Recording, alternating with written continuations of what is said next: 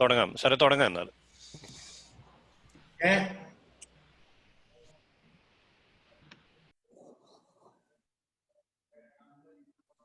Okay, അപ്പോ നമ്മൾ നേരത്തെ സംസാരിച്ച് നിർത്തിയത് ഭാഷ, നമ്മുടെ ഏത് ഭാഷയായാലും ഞാൻ പറയുന്നത് ഓക്കെ, ഞാൻ പറയുന്നത് കേൾക്കുന്നുണ്ടല്ലോ അല്ലേ?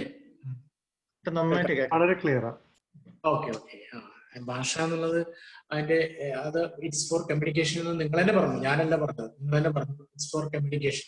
അപ്പൊ കമ്മ്യൂണിക്കേഷൻ ആണെന്നുണ്ടെങ്കിൽ ആശയവിനിമയം എന്നുള്ളതാണ് ഒരു മലയാളം. ആശയവിനിമയം, ആശയ സ്വീകരണം ആൻഡ് ആശയ പ്രകടനം. ഇവിടെ ഇത് വല്ലാത്ത ഇത് ടീച്ചേഴ്സ് വളരെ കൃത്യമായിട്ട് മനസ്സിലാക്കുന്ന ഒരു കാര്യമാണത്.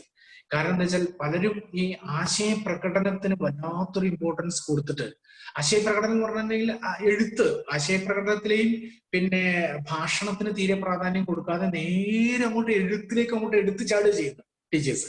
അപ്പൊ എഴുത്തിലേക്ക് എടുത്തു ചാടുമ്പോൾ കുട്ടികളെ സംബന്ധിച്ചിടത്തോളം ഭയങ്കര ബോറിംഗ് ആയിട്ടുള്ള ഒരു എക്സസൈസ് ആയി. ഇപ്പൊ ഉദാഹരണമായിട്ട് ഇപ്പൊ മലയാളം, പ്രത്യേകിച്ച് മലയാളം പറഞ്ഞാൽ പെട്ടെന്ന് തന്നെ എഴുത്തിലേക്ക് എടുത്ത് ചാടുന്ന ആളുകളൊക്കെ പറഞ്ഞിട്ടുള്ളത് എന്താ അറിയോ? ഒരുപാട് റിസർച്ച് സ്റ്റഡീസ് അതുമായി ബന്ധപ്പെട്ടിട്ടുണ്ട്. It's most difficult language. വളരെ ഡിഫിക്കൽട്ട് ആണ് മലയാളം പഠിക്കാൻ. എന്തുകൊണ്ടാണ് അങ്ങനെ പറയുന്നത് വെച്ചാൽ ഈ ആദ്യം തന്നെ എഴുത്തിലേക്ക് എടുത്തു ചാടുന്നു എന്നുള്ളതാണ്.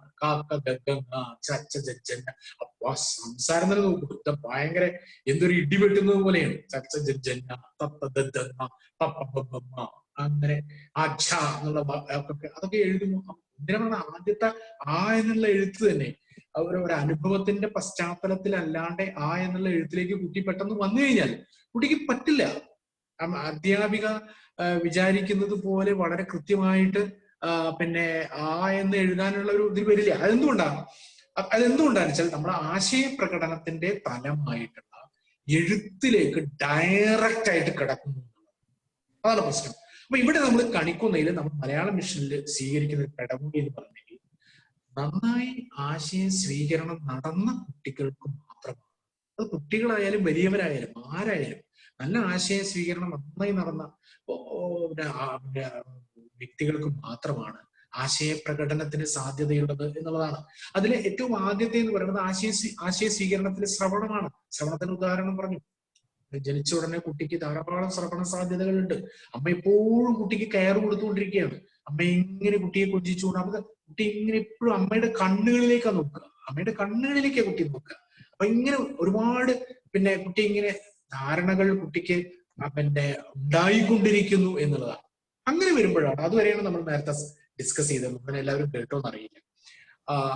പിന്നെ ഒരു 3 വയസ്സ് 4 വയസ്സാവുന്ന സമയത്ത് കുട്ടിക്ക് പല രക്ഷിതാക്കളും കുട്ടി വളരെ പെട്ടെന്ന് തന്നെ പഠിച്ചു തുടങ്ങണം എന്ന് ആഗ്രഹമുള്ള ആൾക്കാരാണല്ലോ. പ്രത്യേകിച്ച് മലയാളികൾക്ക് അങ്ങനെയാണ്.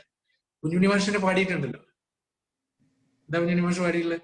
ജനിക്കും മുമ്പ് എൻ മകൻ ഇംഗ്ലീഷ് പഠിക്കണം, അതിനായി എൻ ഭാര്യതൻ പേർ അങ്ങ് ഇംഗ്ലണ്ടിൽ തന്നെയാക്കി ഞാൻ. അദ്ദേഹം വളരെ സറ്റാറിക്കലായിട്ട് പറഞ്ഞു. ജനിക്കുന്നതിന് മുമ്പ് കുട്ടിക്ക് ഇംഗ്ലീഷ് പഠിക്കണം, അതിന്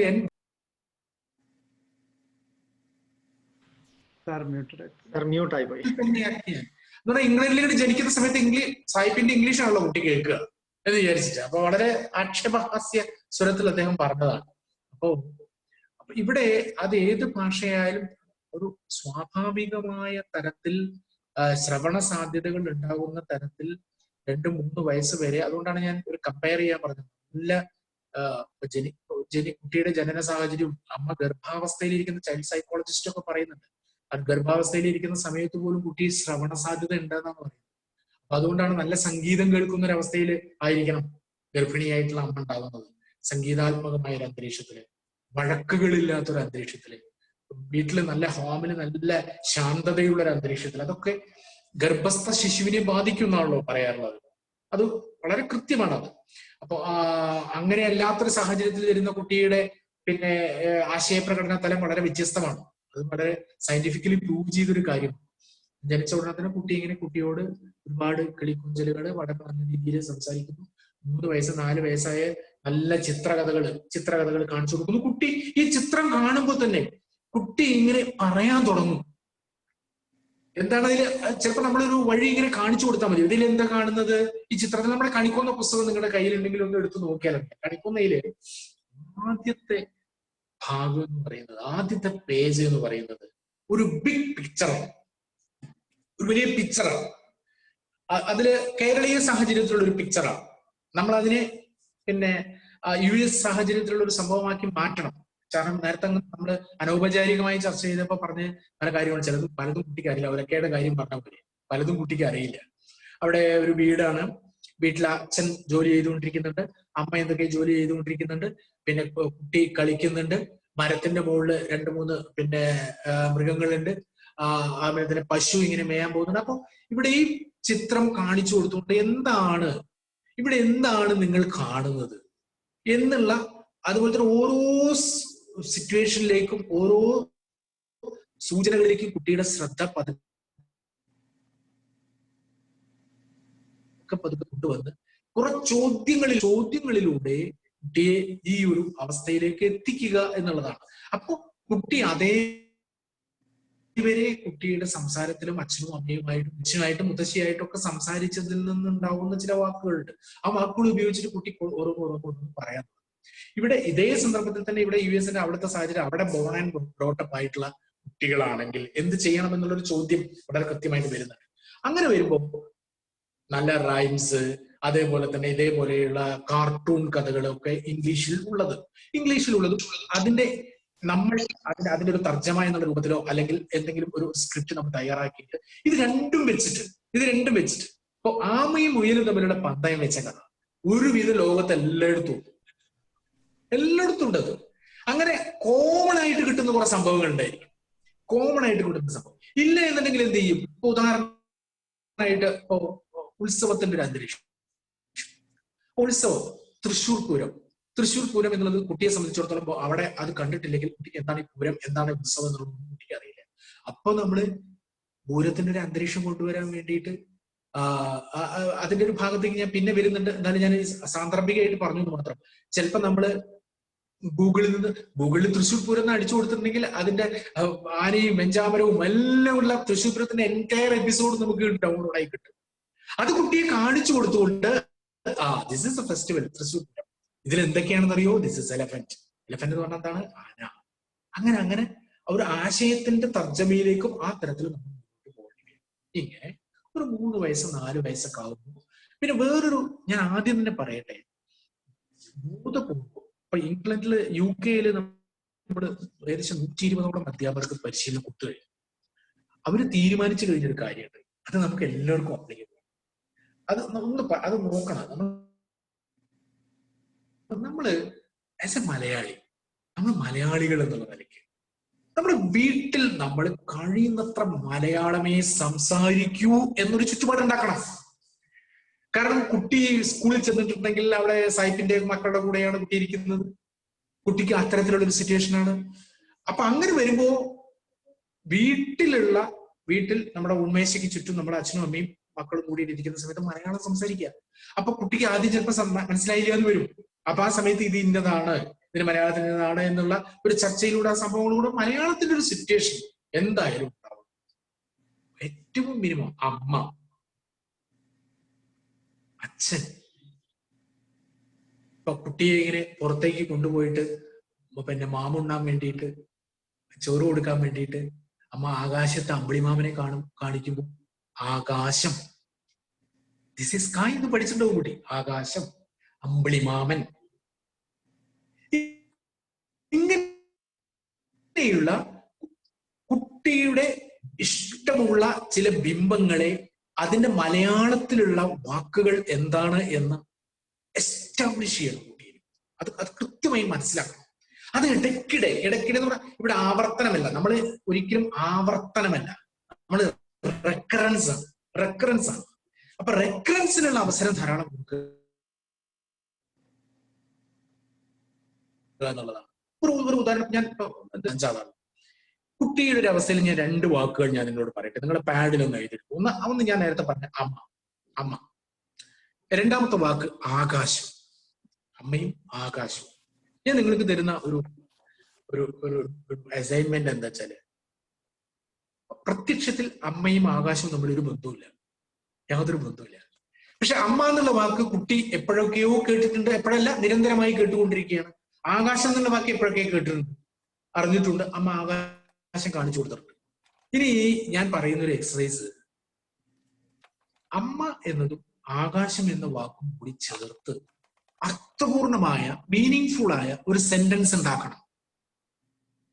ഒരു സെന്റൻസ് ഉണ്ടാക്കുക എന്നുള്ളതാണ്. അങ്ങനെ അമ്മ എന്നുള്ളതിനെ അമ്മ, അമ്മയോട്, അമ്മയ്ക്ക്, അമ്മയുടെ, അങ്ങനെ എങ്ങനെ വേണമെങ്കിലും നമുക്ക് മാറ്റാം. അമ്മ എന്നുള്ളത് അതിനകത്ത് ഇൻബിൽറ്റ് ആയിട്ട് ഉണ്ടാവുന്നത്. ആകാശം എന്നുള്ളത് ആകാശത്തെ, ആകാശത്തോട്,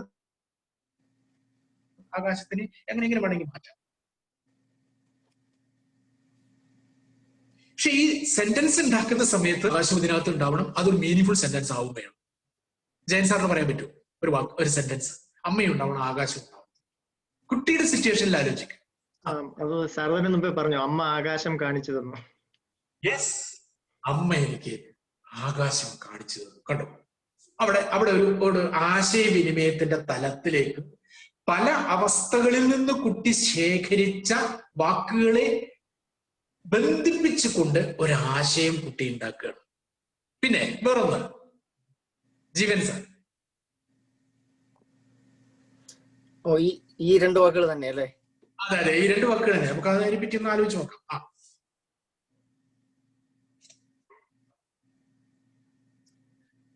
വേറെന്തെങ്കിലും? അമ്മയും വരണം, ആകാശം വരണം, തമ്മിൽ ബന്ധവും വേണം അല്ലേ? ബന്ധങ്ങൾ ഉണ്ടാക്കിയാൽ മതി. ഇപ്പൊ അമ്മ ആകാശത്തേക്ക് നോക്കി കുട്ടിക്ക് മാമു കൊടുത്തു, അല്ലെങ്കിൽ അമ്മ ആകാശത്ത് നക്ഷത്രങ്ങളെ കാണിച്ചു തന്നു. അമ്മ പറഞ്ഞു, നോക്കൂ മോളെ, ആകാശം എന്ത് രസമാണ്. അങ്ങനെ എത്ര വാക്കുകളുണ്ട്. അതേപോലെ എന്തെങ്കിലും മനസ്സിലായോ? ഒരു കുട്ടിയോട് ചോദിച്ചപ്പോൾ കുട്ടി പറഞ്ഞു, അമ്മയുടെ കണ്ണിൽ ഞാൻ ആകാശത്തെ നക്ഷത്രങ്ങളെ കാണുന്നു. കണ്ടോ, ഇവിടെ ക്രിയേറ്റിവിറ്റിയുടെ ഒരു തലത്തിലേക്ക് എത്തുക. അമ്മയുടെ കണ്ണുകളിൽ ഞാൻ ആകാശത്തെ നക്ഷത്രങ്ങളെ കാണുന്നു. അമ്മയുടെ കണ്ണിലെ കൃഷ്ണമണിയുടെ ഉള്ളിലെ തിളക്കം കുട്ടി എന്തിനോട് ഉപമിച്ചു, എന്തിനോട് സാദൃശ്യപ്പെടുത്തി? നക്ഷത്രങ്ങളോട്. അമ്മയുടെ കണ്ണിൽ നക്ഷത്ര തിളക്കം. അതാ ഇപ്പൊ ഇവിടെ പിന്നെ ഈ പഠിച്ച് ഒരു 6 മാസം 7 മാസം കഴിയുമ്പോഴേക്കും കുട്ടികള് ചെറിയ ചെറിയ ചെറിയ കവിതകളൊക്കെ ഉണ്ടാക്കിയിട്ട് ഇങ്ങോട്ട് പൂക്കാലത്തിലേക്ക് അയക്കുന്നുണ്ട്. നമ്മൾ വെബ് മാഗസിനാണ് പൂക്കാലം. ഇവിടെ അമ്മയെ കുറിച്ച് ടീച്ചർ നമ്മൾ പരമ്പരാഗതമായ ക്ലാസ്സിൽ വെച്ചാൽ എങ്ങനെയാ നടക്കുക? ഓക്കെ, മദർ, അമ്മ. ഞാനൊരു 5-6 സെന്റൻസ് എഴുതി തരാം, നിങ്ങൾ അത് നോട്ട്ബുക്കിലേക്ക് എഴുതിയെടുക്കൂ. അമ്മ എനിക്ക് നല്ല ഇഷ്ടമാണ്, അമ്മ എനിക്ക് നല്ല ഉടുപ്പ് തരും, അമ്മ എന്നെ നന്നായിട്ട് ഭക്ഷണം എനിക്ക് തരും, അമ്മ എന്നെ പാടി ഉറക്കും. അങ്ങനെ ഒരു 5-6 സെന്റൻസ് ബോർഡിന്റെ മുകളിൽ ചോക്ക് കൊണ്ട് എഴുതി കൊടുത്ത്, അല്ലെങ്കിൽ കമ്പ്യൂട്ടറിൽ എഴുതി കൊടുത്ത് ഇത് കാണാതെ പഠിക്കാൻ പറയും. കുട്ടി പിറ്റേ ദിവസം അമ്മയെ കുറിച്ച് ഒരു 5 സെന്റൻസ് പറയൂ എന്ന് പറഞ്ഞ കുട്ടി എന്താ ചെയ്യാ? എന്ത് ചെയ്യും? ടീച്ചർ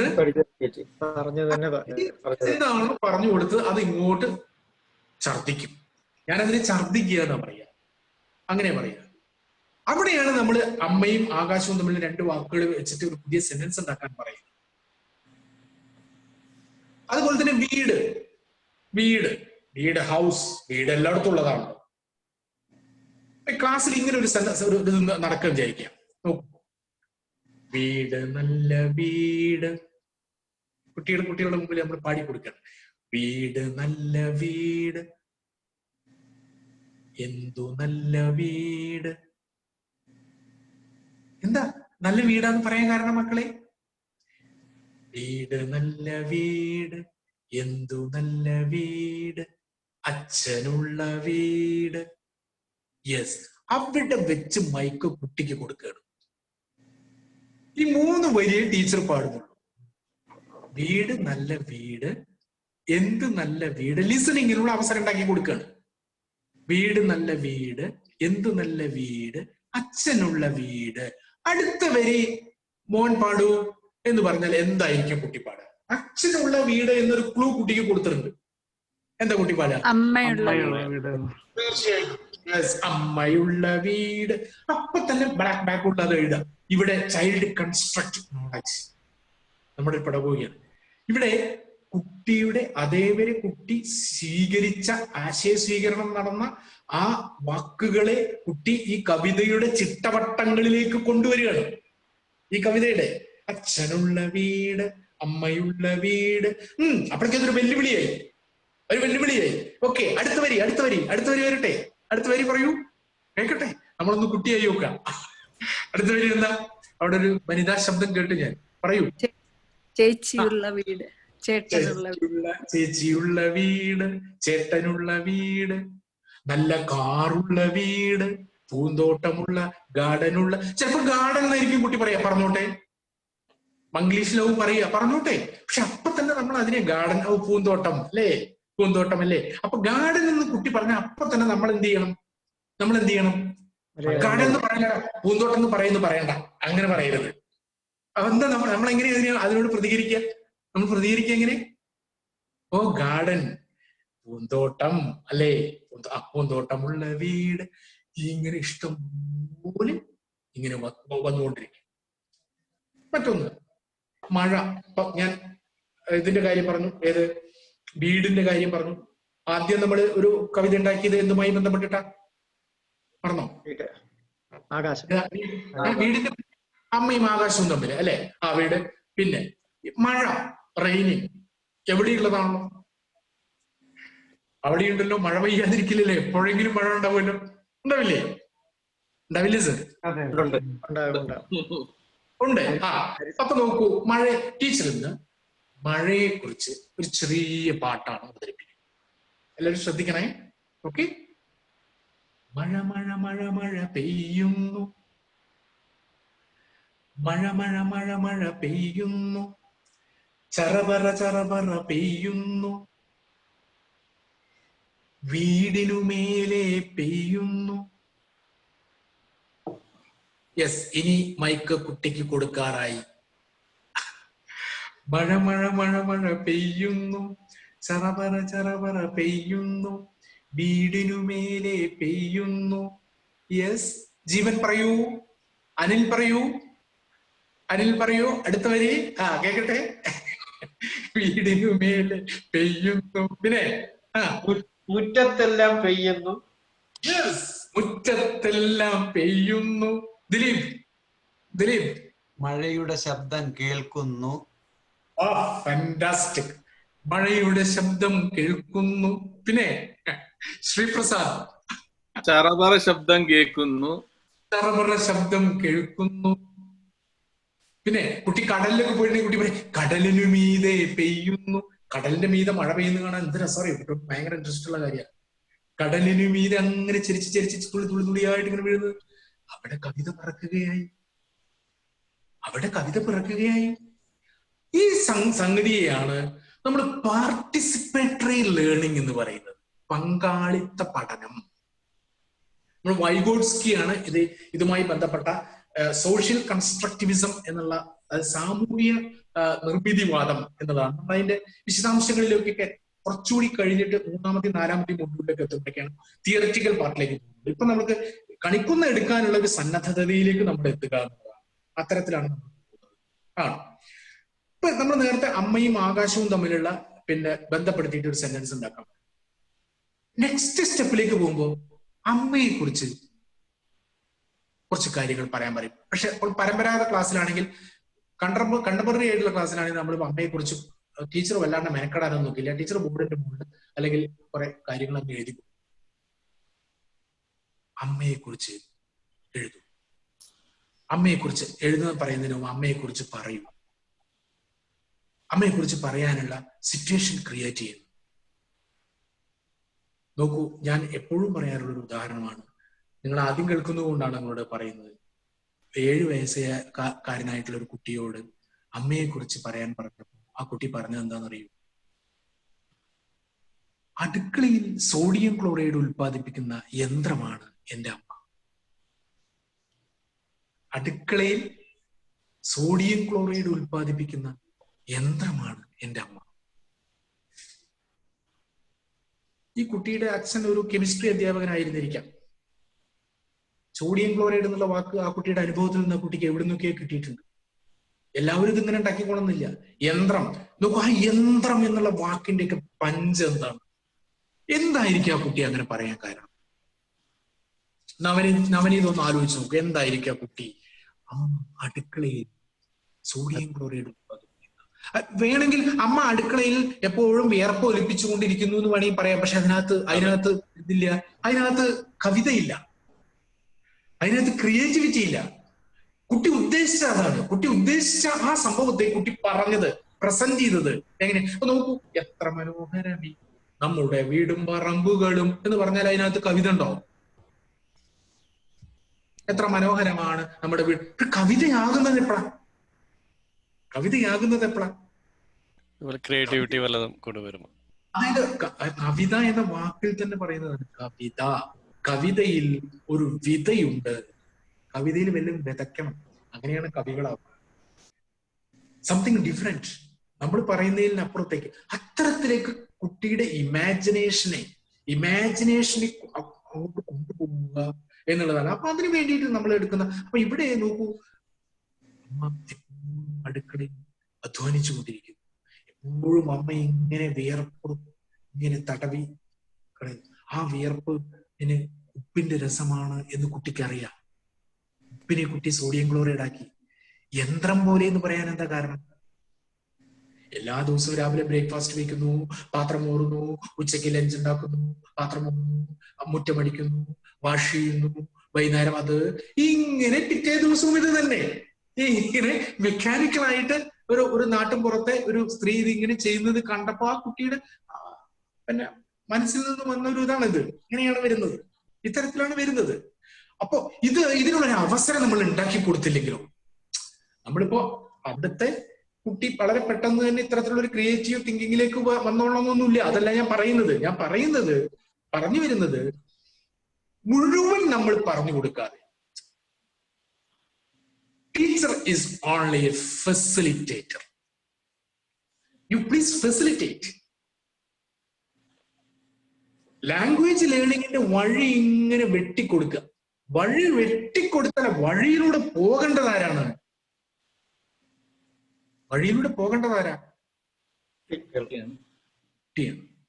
കുട്ടിയാണ് വഴിയിലൂടെ പോകേണ്ടത്. കുട്ടി വഴിയിലൂടെ പോകുമ്പോൾ അതിനകത്ത് പറയുന്ന കാര്യങ്ങളിൽ ചിലപ്പോ അതിനകത്ത് ഇംഗ്ലീഷ് കയറി വരുന്നു വരും, വേറെ ഏതെങ്കിലും ലാംഗ്വേജ് കയറി വരും, ഒക്കെ വരും. ആ സമയത്ത് അതിനെ ഇങ്ങനെ ചെത്തി മിനുക്കി കൊടുക്കുക. നമ്മുടെ മാതൃഭാഷയോട് പതുക്കെ പതുക്കെ ഇങ്ങനെ അടുപ്പിക്കുക. നീ പറഞ്ഞത് ഇങ്ങനെയാണല്ലേ, ഇത്തരത്തിലാണല്ലേ. യെസ്. അപ്പൊ ആദ്യം സംസാരിക്കുന്നതിന് മുമ്പേ ലിസണിങ്ങിനുള്ള സാധ്യത കൊടുക്കുക, എന്നിട്ട് സംസാരിപ്പിക്കുക, എന്നിട്ട് വായിപ്പിക്കുക, ദെൻ എഴുത്ത്. ഏറ്റവും ചുരുക്കത്തിൽ നിങ്ങൾ കേട്ടിട്ടുണ്ടായിരിക്കുന്നതിന് മുമ്പേ അതൊന്നങ്ങ് നോട്ട് ചെയ്ത് വെച്ചാൽ മതി. നമ്മൾ പുസ്തകം എടുത്ത് കണിക്കൊന്ന പഠിപ്പിക്കാൻ തുടങ്ങുന്നതിന് മുമ്പേ ഈ മന്ത്രം LSRW, L for listening, S for speaking, R for reading, then W for writing. ഞാൻ നിരവധി 2-3 ഉദാഹരണങ്ങൾ ഞാൻ ഇപ്പൊ പറഞ്ഞു. ലിസണിങ്ങിനുള്ള അവസരം ധാരാളം ഉണ്ടാക്കി കുട്ടിയെ കൊണ്ട് സംസാരിപ്പിക്കുക. കുട്ടിയുടെ താല്പര്യത്തോട് കൂടിയിട്ട് അവിടെ നമ്മളിങ്ങനെ ഫെസിലിറ്റേറ്റ് ചെയ്ത് നിന്നാൽ മതി. പിന്നെന്താ ഇവിടെ സംസാരിപ്പിക്കുമ്പോൾ ഏതെങ്കിലും ഒരു കുട്ടിയെ കൊണ്ട് മാത്രം സംസാരിപ്പിക്കുക. പലപ്പോഴും പണ്ടൊക്കെ ക്ലാസ്സിൽ നന്നായി പഠിക്കുന്ന കുട്ടി ആരാണ് എന്ന് ഇൻസ്പെക്ടർ ക്ലാസ്സിൽ വന്നിട്ട് AO ക്ലാസ്സിൽ വന്നിട്ട് ചോദിച്ചാൽ 2-3 കുട്ടികളെ ചൂണ്ടിക്കാണിച്ചിട്ട് ഇത് ശ്രീലത ടീച്ചറുടെ മോനാണ്, ഇവൻ നന്നായി പഠിക്കും, ഇത് അപ്പുണ്ണിമാഷ മോനാണ് നന്നായി പഠിക്കും, ബാക്കിയൊക്കെ വളരെ മോശം, ഒക്കെ മോശം, ആരും മോശം, അപ്പൊ വീട്ടിലൊന്നും ആരും ശ്രദ്ധിക്കാനില്ല, ഒക്കെ മോശം. ഇവിടെ നമ്മുടെ കുട്ടികളെ സംബന്ധിച്ചുള്ള സങ്കല്പം എന്ന് പറയുന്നത്, നിങ്ങൾ പഠിക്കുന്ന ക്ലാസ്സിൽ മലയാളം പഠിക്കാൻ വേണ്ടിയിട്ട് 10 കുട്ടികൾ വരുന്നുണ്ടെങ്കിൽ ആ 10 കുട്ടികൾക്കും ഏതെങ്കിലും തരത്തിലുള്ള കഴിവ് ഉണ്ട് എന്നുള്ളതാണ്. ചിലപ്പോ വ്യത്യസ്ത പ്രായത്തിലുള്ള കുട്ടികളായിരിക്കാം. വ്യത്യസ്ത പ്രായത്തിലുള്ള കുട്ടികളെ എങ്ങനെയാണ് എൻഗേജ് ചെയ്യിക്കാൻ കഴിയുക നമ്മൾ ആലോചിക്കണം. ഉദാഹരണമായിട്ട് ഫസ്റ്റില് ആദ്യം ഒരു ബിഗ് പിക്ചർ ആണെന്ന് പറഞ്ഞു. ഒരു 16 വയസ്സുള്ള ഒരാളാണ് മലയാളം പഠിക്കാൻ വേണ്ടി വന്നുള്ള വെച്ചാൽ അയാൾ നന്നായി ചിത്രം വരയ്ക്കുന്ന ഒരാളാച്ചാൽ ആദ്യം ആ കുട്ടി അയാളെ കൊണ്ട് ചിത്രം വരപ്പിക്കുന്നു. അയാൾ ചിത്രം വരയ്ക്കട്ടെ. ചോദ്യങ്ങൾ ചോദിക്കുകയും ഇത്തരത്തിലുള്ള ചെറിയ ചെറിയ സെന്റൻസ് ഉണ്ടാക്കാൻ പറയുകയും ചെയ്യുന്നത് ചിലപ്പോ കുറച്ച് ചെറിയ പ്രായക്കാരനോടായിരിക്കാം, അത്തരത്തിലായിരിക്കാം. അങ്ങനെ എല്ലാവരുടെയും കഴിവ് എന്താണ് എന്ന് ടീച്ചർ ഒന്ന് വളരെ കൃത്യമായി ആദ്യം മനസ്സിലാക്കി ലിസണിങ്, സ്പീക്കിംഗ്, റീഡിങ്, റൈറ്റിംഗിലേക്ക് കൊണ്ടുവരിക. അങ്ങനെ കൊണ്ടുവരിക. അപ്പൊ ഇതില് ഈ ലിസണിങ്, സ്പീക്കിംഗ്, റീഡിംഗ്, റൈറ്റിംഗ് എന്നുള്ളത് ഞാൻ പറയട്ടെ, ആശയവിനിമയം എന്നുള്ളത് ആശയ സ്വീകരണം, ആശയ പ്രകടനം. ആശയ സ്വീകരണത്തിന്റെ 2 തലങ്ങളാണ് ലാംഗ്വേജിൽ ശ്രവണവും വായനയും. ശ്രവണവും വായനയും. ലിസണിങ്ങും സ്പീക്കിങ്ങുമാണ്, ലിസണിങ്ങും റീഡിങ്ങുമാണ്. ലിസണിങ്ങും റീഡിങ്ങുമാണ് ആശയ സ്വീകരണം. ഈ ലിസണിങ്ങും റീഡിങ്ങും നന്നായി നടന്നാൽ മാത്രമേ ആശയപ്രകടനത്തിന്റെ തലമായിട്ടുള്ള ഭാഷണവും സ്പീക്കിങ്ങും, അടുത്തത് എന്താ, നമ്മൾ അവിടേക്കാണല്ലോ എത്തേണ്ടത്, എന്താണ്, റൈറ്റിംഗ്, എഴുത്തിലേക്ക്. അപ്പൊ ഭാഷണം, എഴുത്ത്. അപ്പൊ ക്ലിയർ ആയല്ലോ. ആശയവിനിമയം, മെയിൻ ഹെഡിങ് ആശയവിനിമയം. ലാംഗ്വേജ് ഈസ് ഫോർ ആശയവിനിമയം. ആശയവിനിമയത്തിന്റെ 2 തലങ്ങൾ, ആശയ സ്വീകരണം, ആശയപ്രകടനം. ആശയ സ്വീകരണത്തിൽ ശ്രവണം, വായന. ആശയപ്രകടനത്തിൽ ഭാഷണം, എഴുത്ത്. ഇവിടെ പങ്കാളിത്ത പഠനത്തിലൂടെ പോയി കുട്ടി അറിവ് നിർമ്മിക്കുക ചെയ്തത്. അല്ലാതെ അറിവ്, child is not an empty vessel. Child is not an empty vessel. കുട്ടി ഒരു ഒഴിഞ്ഞ പാത്രമല്ല. പലപ്പോഴും LKG, UKG, 1ാം ക്ലാസ്സിലേക്കൊക്കെ വരുന്ന കുട്ടിയോടുള്ള അധ്യാപികയുടെ സമീപനം എന്ന് പറയുന്നത് ഹിസ് എൻ എംപ്റ്റി വെസൽ. ഞാൻ എന്നെ അറിവുള്ള ഒരാള്, ഇങ്ങനെ അറിവില്ലാത്ത ആ പാത്രത്തിലേക്ക് അറിവുള്ള ആളെ ഇങ്ങനെ എന്തൊക്കെയോ ഇങ്ങനെ നിറച്ചു കൊടുക്കുക. അത് നമ്മൾ നിരാകരിക്കുകയാണ്. ആ ഒരു സങ്കല്പമേ അല്ല നമുക്ക്. അതുകൊണ്ടാണ് പണ്ട് പിന്നെ നിങ്ങൾ പഠിച്ചിട്ടുണ്ട്, നിങ്ങൾ കേട്ടിട്ടുണ്ടായിരിക്കും, സുരേഷ് മുറ്റത്തേക്ക് തിരിഞ്ഞു നോക്കി. കേട്ടിട്ടുണ്ടോ? അതാ മുറ്റത്തൊരു 2ാം ക്ലാസ്സിലെ പാഠം. 2ാം ക്ലാസ്സിലെ പാഠമാണ് ഞങ്ങളുടെ കാലത്ത്. അതായത് ഞാനും പഠിച്ചിട്ടുണ്ട്. അതാ മുറ്റത്തൊരു മൈന. അതാ മുറ്റത്തൊരു മൈന എന്ന് പറയുമ്പോ തന്നെ ശ്രീദേവി ടീച്ചർ എന്നോട് പറഞ്ഞു, മക്കളെ ഇത് പരീക്ഷയ്ക്ക് വരും. സുരേഷ് മുറ്റത്തേക്ക് തിരിഞ്ഞു നോക്കിയപ്പോൾ കണ്ട പക്ഷിയുടെ പേരെന്താണ്?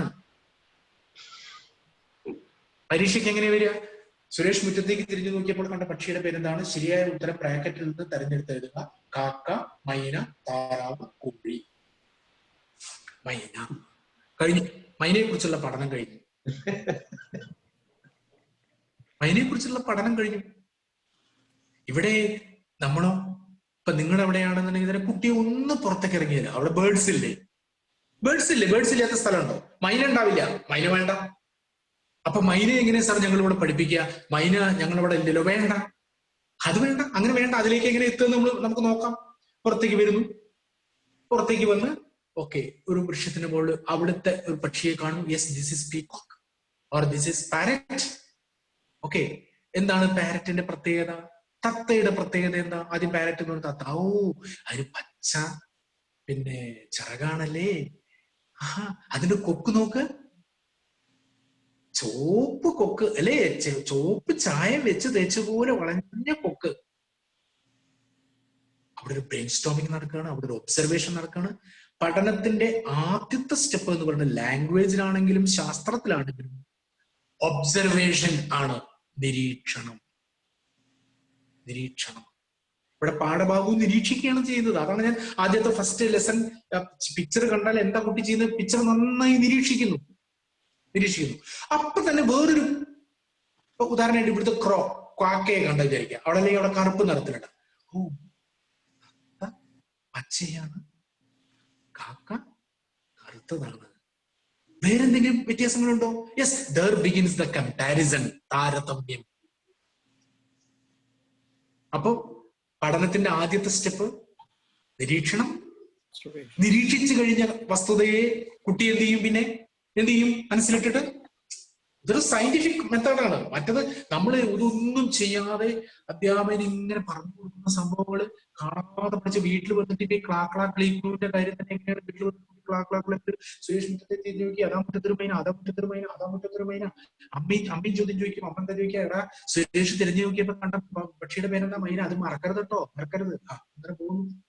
അപ്പൊ ദ്രവ്യം എന്നാൽ എന്ത് എന്നൊരു ചോദ്യം ചോദിക്കുകയാണെങ്കിൽ സയൻസിന്റെ ഉദാഹരണം പറയാൻ വെച്ചാൽ സ്ഥിതി ചെയ്യുവാൻ സ്ഥലം ആവശ്യമുള്ളതും ഭാരമുള്ളതുമായ ഏതൊന്നിനെയും ദ്രവ്യം എന്ന് പറയുന്നുവെന്ന് കെമിസ്ട്രി 5ാം ക്ലാസ്സിലെ കെമിസ്ട്രി പുസ്തകത്തിന്റെ 6ാമത്തെ പേജിലുണ്ട്. അപ്പൊ ടീച്ചർ ആ പുസ്തകം തുറക്കുന്നു, എന്നിട്ട് ദ്രവ്യം എന്ന് വായിക്കുന്നു. സ്ഥിതി ചെയ്യുവാൻ സ്ഥലം ആവശ്യമുള്ളതും ഭാരമുള്ളതുമായ ഏതൊന്നിനെയും ദ്രവ്യം എന്ന് പറയുന്നു എന്നുള്ളത് ടീച്ചർ വായിച്ചു കൊടുക്കുന്നു. അതിനിപ്പോ ടീച്ചർ വേണമെന്ന് എനിക്കറിയില്ല.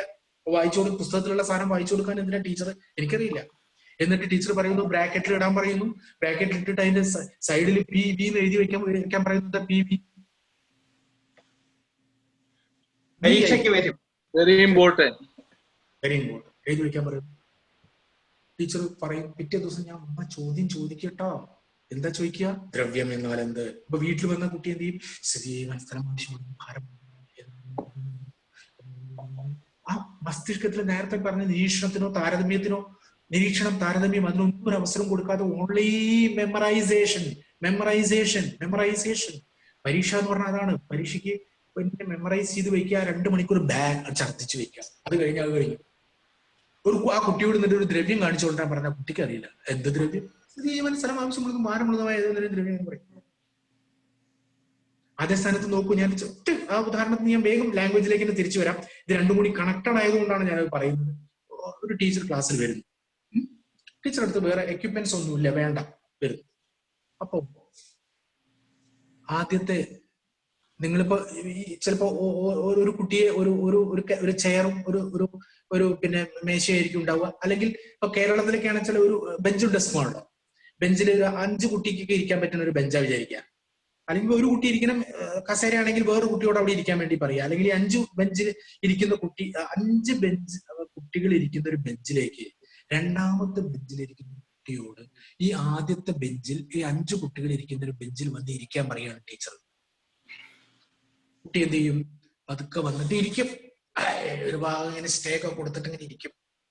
വീണ്ടും ഒരു കുട്ടിയെ വിളിച്ചിട്ട് ആ ബെഞ്ചിൽ തന്നെ വന്നിരിക്കാൻ പറയുക. അപ്പൊ ആ കുട്ടി എന്താ പറയുക? എന്താ പറയാ? പറയും, ഉറപ്പാ.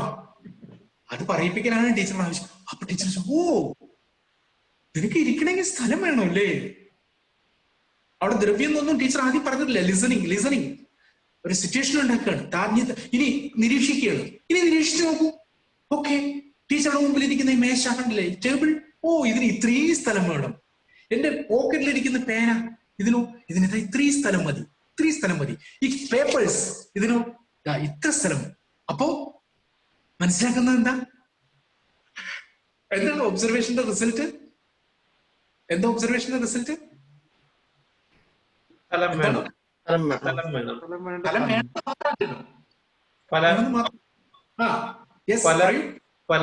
സാധനങ്ങൾക്കും പല രീതിയിലുള്ള ചെറുതും വലുതുമായിട്ടുള്ള സ്ഥലങ്ങൾ വേണം. താരതമ്യം ചെയ്യുന്നു, അങ്ങനെ എത്തുന്നു. പിന്നെ ദ്രവ്യത്തിലേക്ക് എത്തണമല്ലോ.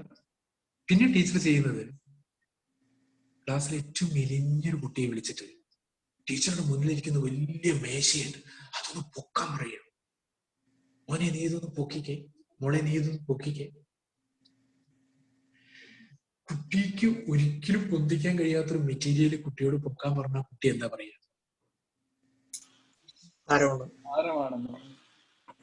ഭാരം എന്നുള്ള വാക്കൊന്നും ചിലപ്പോ ആദ്യം ഉപയോഗിച്ചൊന്നും വരില്ല. അങ്ങനൊന്നും വരില്ല. അത് നമ്മൾ പ്രതീക്ഷിക്കേണ്ട. എന്താ മനിത പറയാ? എന്ത് പറയും മനിത മാനേജ്? എന്താ കുട്ടി പറയാ? അയ്യോ എനിക്കിത് പൊക്കാൻ വയ്യാന്ന് പറയും അല്ലേ? അത് പൊക്കാൻ പറ്റില്ല. ഇതിന് നല്ല കനമുണ്ട്. ഇംഗ്ലീഷ് അറിയുന്ന കുട്ടി വെച്ചാൽ ഇതിന് നല്ല വെയിറ്റ് ഉണ്ട്. എനിക്ക് ടീച്ചർ എന്താ പറയുന്നത്? ഇത് ഭയങ്കര വെയിറ്റ് അല്ലേ, എനിക്കിത് പൊക്കാൻ കഴിയില്ല. അപ്പൊ പോക്കറ്റിലെ പേന എടുത്ത് കൈ കൊടുക്കുന്നു. ഇതോ ഇതിന് കുറച്ച് വെയിറ്റേ ഉള്ളൂ. പുസ്തകം എടുത്തു കൊടുക്കുന്നു. അതോ കുറച്ചുകൂടി വെയിറ്റ് ഉണ്ട്. അപ്പൊ തൊട്ട് മുന്നിലിരിക്കുന്ന സാധനങ്ങളെ കമ്പയർ ചെയ്യാനും കമ്പാരിസണിൽ നിന്ന് കുട്ടി അതിനെ അപഗ്രഥിക്കാനും അതിനെ എക്സ്പ്ലെയിൻ ചെയ്യാനും അവസാനം കുട്ടി ഒരു നിഗമനത്തിൽ എത്തിച്ചേരുകയും ചെയ്യും. It's an identification. അതൊരു നിഗമനം, ഒരു കണ്ടെത്തലിലേക്ക് എത്തുകയും ചെയ്യും. എന്നിട്ട് ടീച്ചർ പറയും, കണ്ടില്ലേ ഈ സാധനങ്ങളൊക്കെ, ഇതിനൊക്കെ പാടെ കൂടി നമുക്കൊരു പേര് കൊടുത്താലോ? അപ്പൊ ഒരു കുട്ടി പറയും, ടീച്ചർ ഞാൻ സാധനം എന്ന് കൊടുക്കട്ടെ. സാധനം അത്ര നല്ല പേരല്ല, വസ്തു ഒരു കുട്ടി പറയും, പലതും ഇങ്ങനെ പറയും. അപ്പോഴാണ് ടീച്ചർ 5ാമത്തെ പേജ് തുറക്കാൻ പറയുന്നത്. എന്നിട്ട് അതിൽ എഴുതി വെച്ചതൊന്ന് വായിക്കാൻ പറയും. ഈ ഒരു സിറ്റുവേഷൻ ഉണ്ടാക്കിയിട്ട് എന്തായാലും എഴുതി വെച്ചത്, സ്ഥിതി ചെയ്യുവാൻ സ്ഥലം ആവശ്യമുള്ളതും ഭാരമുള്ളതുമായ ഏതൊന്നിനെയും ദ്രവ്യം എന്ന് പറയുന്നു. പിന്നെ കുട്ടിക്ക് അത് വീട്ടിൽ പോയി കാണാതെ പഠിക്കേണ്ട അവസ്ഥ വരുമോ ഇല്ലയോ? നിങ്ങൾ നിഷ്പക്ഷമായിട്ട് പറഞ്ഞാൽ മതി. വരുമല്ലേ? വരില്ല. വരില്ല, തീർച്ചയായും വരില്ല. നമുക്കൊക്കെ പറ്റിയിട്ടുള്ള ഒരു സംഗതി അതാണ്. നിങ്ങളിപ്പോ US-ലാണ് ജോലി ചെയ്യുന്നത്. നമ്മൾ പഠിച്ച എത്രമാത്രം കാര്യങ്ങൾ നമ്മുടെ പ്രൊഫഷനിൽ നമ്മൾ അപ്ലൈ ചെയ്യുന്നുണ്ട് എന്ന് ആലോചിച്ചു. This is A test tube എന്ന് പറഞ്ഞിട്ട് ചോക്ക് കാണിച്ചു തരികയാണ് എനിക്ക് മാഷ് ചെയ്യുന്നത്. This is A test tube. ഇത് കേരളത്തിലെ സിറ്റുവേഷൻ മാറി. ഇത് ഇഷ്ടംപോലെ ലാബുകൾ സെറ്റ് ചെയ്തു. ഏറ്റവും നമ്പർ 1 പ്രൈമറി ഗവൺമെന്റ് സ്കൂൾസ് ആയി മാറി കേരളത്തില്. ലേണിംഗ് ബൈ ഡൂയിങ്, ചെയ്തുകൊണ്ട്, അറിഞ്ഞുകൊണ്ട്, കേട്ടുകൊണ്ട്, മനസ്സിലാക്കിക്കൊണ്ട്. ഈ ഒരു പെഡഗോഗിയാണ് നാം നമ്മുടെ മലയാളം മിഷനിലേക്കും എത്തിക്കുന്നത് എന്നുള്ളതാണ്. നിങ്ങൾ അവിടെ കുറെ ഏറെ വെയിൽ ചെയ്തുകൊണ്ട് ഇനി അക്ഷരത്തിലേക്ക് എങ്ങനെയാണ് കുട്ടി എത്തുന്നത് എന്ന് കൂടി പറഞ്ഞിട്ട് ബാക്കി കാര്യം നമുക്ക് അടുത്ത ചില ഡിസ്കഷനിലേക്ക് പോവാം. ഇപ്പൊ ഞാൻ ഫെസ്റ്റിവലിന്റെ കാര്യം, ആ എന്നുള്ള അക്ഷരമാണ് പഠിപ്പിക്കേണ്ടത് കുട്ടിയെ. 2 വഴിയുണ്ട്. ഒന്ന് ഡയറക്റ്റ് ആയിട്ട് ആ എഴുതുക, കുട്ടി പഠിച്ചോളൂ. പക്ഷെ ആ ഉപയോഗിച്ചിട്ട് കമ്മ്യൂണിക്കേറ്റ് ചെയ്യണം, കഴിയൂ. ആന്ന് എഴുതും കുട്ടി. പക്ഷെ ഭാഷയുടെ ധർമ്മം എന്താ? അക്ഷരം ഭാഷയുടെ ധർമ്മം എന്താ? ആന്ന് കുട്ടി എഴുതും. പലരും മലയാളം മിഷന്റെ ക്ലാസ് തുടങ്ങാൻ വേണ്ടിയിട്ട് മലയാളം മിഷനിലേക്ക് വിളിക്കുന്ന സമയത്ത് പറഞ്ഞു, ടീച്ചർ സാർ ഞങ്ങള് പിന്നെ അക്ഷരങ്ങളൊക്കെ പഠിപ്പിച്ചു, പക്ഷെ കുട്ടിക്ക് ഭാഷ ഉപയോഗിക്കാൻ കഴിയുന്നില്ല. ഭാഷ ഉപയോഗിക്കാൻ കഴിയുന്നില്ല. ഇതന്നെയാണ് പണ്ട് പിന്നെ നോക്കൂ, പിന്നെ ഹിന്ദിയില് SSLC-ക്ക് 50-ൽ 48 മാർക്ക് വാങ്ങിയിട്ട് ഫസ്റ്റ് ക്ലാസ് ആയിട്ട് പാസ്സായിട്ട് മുംബൈയിൽ പോയിട്ട് പിന്നെ ഒരു മാർവാണ്ടിയുടെ കമ്പനിയിൽ ജോലി ചെയ്യാൻ വേണ്ടി പോയിട്ട് ബാങ്ക് കർത്താവായി വരുമ്പോ ഹൂം എന്ന് പഠിച്ചിട്ടുണ്ട്. ബാങ്ക് കർത്താവായി വരുമ്പോ ഹൂം എന്ന് എഴുതണമെന്നൊക്കെ പഠിച്ചിട്ടുണ്ട്. 50-ൽ 48 മാർക്കുണ്ട്. പക്ഷെ ഹിന്ദി സംസാരിക്കാൻ പറ്റുന്നില്ല. പക്ഷെ 3 മാസം കൊണ്ട് ഹിന്ദി സംസാരിച്ചു അയാള്. എങ്ങനെ ഹിന്ദി സംസാരിക്കാൻ തുടങ്ങി? ഗൾഫിൽ പോകുന്ന ആളുകള് ആ ഒരു സിറ്റുവേഷൻ ലേണിംഗ്, അതായത് ആ സിറ്റുവേഷനിൽ എത്തുകയാണ്. നമ്മൾ ആ സിറ്റുവേഷനിൽ എത്തിക്കഴിഞ്ഞാൽ, ആ ഒരു ജൈവികമായ ഒരു സിറ്റുവേഷനിൽ എത്തിക്കഴിഞ്ഞാൽ ലാംഗ്വേജ് താനെ പഠിക്കുന്നതാണ്. അപ്പൊ ആ ജൈവികമായ സിറ്റുവേഷനെ എങ്ങനെ നമ്മുടെ ക്ലാസ് മുറിയിലേക്ക്, മലയാളം മിഷൻ ക്ലാസ് മുറിയിലേക്ക് എങ്ങനെ കൊണ്ടുവരാം? ഇതാണ് ഞാൻ ഈ ഉദാഹരണങ്ങൾ ഇതായിട്ട് പറയുന്നത്. ഒരു സ്കൂളും പോവാത്ത കുട്ടി, നിങ്ങൾ ഇപ്പൊ നാട്ടിലൊക്കെ വന്ന സമയത്ത് നമ്മുടെ കുമ്പളം ബീച്ചിൽ പോകുന്നുണ്ട് വിചാരിക്കാം. ബീച്ചിൽ പോകുന്ന സമയത്ത് നമുക്ക് ഒരു കാഴ്ച കാണാം. അവിടുത്തെ മുക്കുവന്മാരുടെ കുട്ടികൾ മദാമേടി സാഹിബിന്റെ പിന്നിൽ നടന്നിട്ട്, madam do you want A hotel? I help you. അതിൽ ചിലപ്പോൾ സബ്ജക്റ്റും വെർബും ഒബ്ജക്റ്റും ഒന്നും ഉണ്ടാവില്ല. Yes please help me, there is A nice hotel എന്ന് മദാമ ചോദിച്ച കുട്ടിക്ക് അത് മനസ്സിലാവുന്നുണ്ട്. കുട്ടി ഹോട്ടലിൽ കൊണ്ടുപോയി കാണിച്ചു കൊടുക്കുന്നുണ്ട്. അല്ലെങ്കിൽ ഒരു ടിഫിൻ കിട്ടുന്ന ഒരു ഹോട്ടൽ കൊണ്ടുപോയി കാണിച്ചു കൊടുക്കുന്നുണ്ട്. കുട്ടിക്ക് ടിപ്പ് കിട്ടുന്നുണ്ട്. ഈ ടിപ്പ് കിട്ടണം എന്നുണ്ടെങ്കിൽ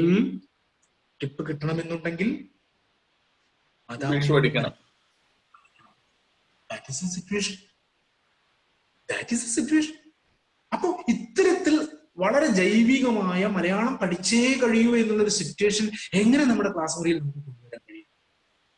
ഞാൻ ഉത്സവത്തിലേക്ക് വരാം. ഓക്കെ, എന്തെല്ലാം ഫെസ്റ്റിവൽസ് മക്കളെ, നിങ്ങൾ കുറച്ചു നേരം കുട്ടികളാവും. എന്തെല്ലാം ഫെസ്റ്റിവൽസ് കണ്ടിട്ടുണ്ട്? അവിടെ ചിലപ്പോൾ ഫെസ്റ്റിവൽസ് ഒന്നും അധികം കണ്ടിട്ടുണ്ടാവില്ല. അപ്പൊ നമ്മൾ ആ സിറ്റുവേഷനിലേക്ക് കൊണ്ടുവരണം. അങ്ങനെ കൊണ്ടുവന്ന അവസാനം ഫെസ്റ്റിവൽസിന്, നിങ്ങളുടെ ഫെസ്റ്റിവൽസിന് ഇപ്പൊ തൃശ്ശൂർ കൂടിയാല്, അല്ലെങ്കിൽ ഇതിപ്പോ പുതിയ ഫെസ്റ്റിവലിന് ഏറ്റവും കൂടുതൽ ഇഷ്ടമുള്ളത് എന്തൊക്കെയാ? എന്താ ഫെസ്റ്റിവലിന് ഏറ്റവും ഇഷ്ടമുള്ളത് എന്തൊക്കെയാ? പറയും. എന്തൊക്കെയാ? സിറ്റുവേഷൻ ഉണ്ടാക്കി കഴിഞ്ഞിട്ടാട്ടോ ഈ ചോദ്യം ചോദിക്കുന്നത്. ഞാൻ പെട്ടെന്ന് പോകാണ്. എന്തൊക്കെയാ ഇഷ്ടം? ആ കാഴ്ചയിൽ ഏതൊക്കെ എന്താണ് നവനീതിന് ഏറ്റവും കൂടുതൽ ഇഷ്ടമുള്ള സീൻ എന്താണ്? കളർഫുൾ ആണ്. കളർഫുൾ ആയിട്ടുള്ള എന്തെല്ലാം കാണുമ്പോ കളർഫുൾ ആയിട്ട്? അവിടെയുള്ള പ്രത്യേകിച്ച് കുട്ടിക്കാലത്തൊക്കെ ആണെങ്കിൽ ബലൂണുകളും പിന്നെ ബലൂണുകള് അത് ഇത്. ഇനി പൂരത്തിന്റെ ഒക്കെ ഒരു അവസ്ഥ. പൂരത്തിന് പിന്നെ കുട്ടികൾക്ക് ഏറ്റവും കൂടുതൽ ഇഷ്ടമുള്ള സംഭവം എന്താ? ആനകള്. തീർച്ചയായിട്ടും ആനകള്. അല്ലേ? ഓ എന്ത് രസമായിരിക്കും. നമ്മൾക്ക് അച്ഛൻ്റെയൊക്കെ തോളത്ത് കയറി ഇരുന്നിട്ട് ആനയുടെ അടുത്ത് നിൽക്കുക, ആനവാല് കിട്ടുമെന്നൊക്കെ വേണ്ടിയിട്ടല്ലേ. ഇപ്പൊ അത് ആ അവസ്ഥയിൽ കുട്ടിക്ക് പരിചയമില്ലെങ്കിൽ നമ്മൾ പറഞ്ഞു കൊടുക്കണം കുട്ടിക്ക്. എനിക്ക് എന്റെ നാട്ടില് ഇത്തരത്തിൽ സംഭവമൊക്കെ ഉണ്ട്. അതൊക്കെ വേണമെങ്കിൽ ഗൂഗിളിലൊക്കെ കയറി കഴിഞ്ഞാൽ നമുക്ക് കാണിച്ചു കൊടുക്കുകയും ചെയ്യാം. ഇതാണ് തൃശ്ശൂർ പൂരം, ഇതാണ് ആന, ഇതാണ് നെറ്റിപ്പട്ടം. കാണട്ടെ കുട്ടി അതിനോട് താതാത്മ്യം പ്രാപിക്കട്ടെ. മനസ്സിലാവും. അപ്പോ ആ ആനയെ കുറിച്ച് ഒരു പാട്ട് നമുക്കിന്ന് പഠിച്ചാലോ? ആനയെ കുറിച്ചൊരു പാട്ട് പഠിച്ചാലോ? ടീച്ചർ ആദ്യം പുസ്തകം ഒന്നും എടുക്കുന്നില്ല. നമ്മുടെ ഉദ്ദേശം ആ എന്നുള്ള അക്ഷരം പഠിപ്പിക്കുകയാണ്.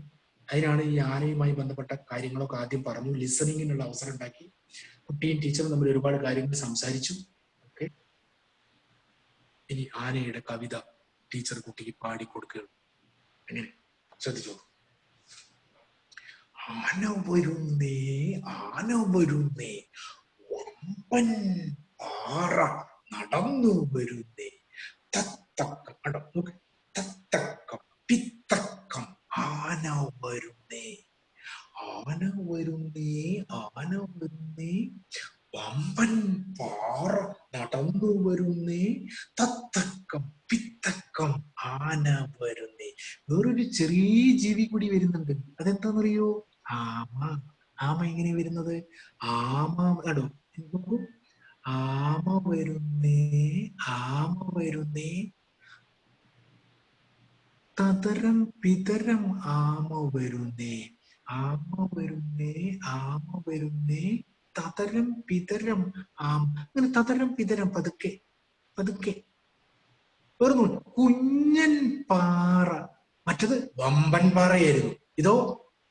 ഇതോ കുഞ്ഞൻ പാറ നിരങ്ങി വരുന്നേ. ഈ 6 വരി മതി.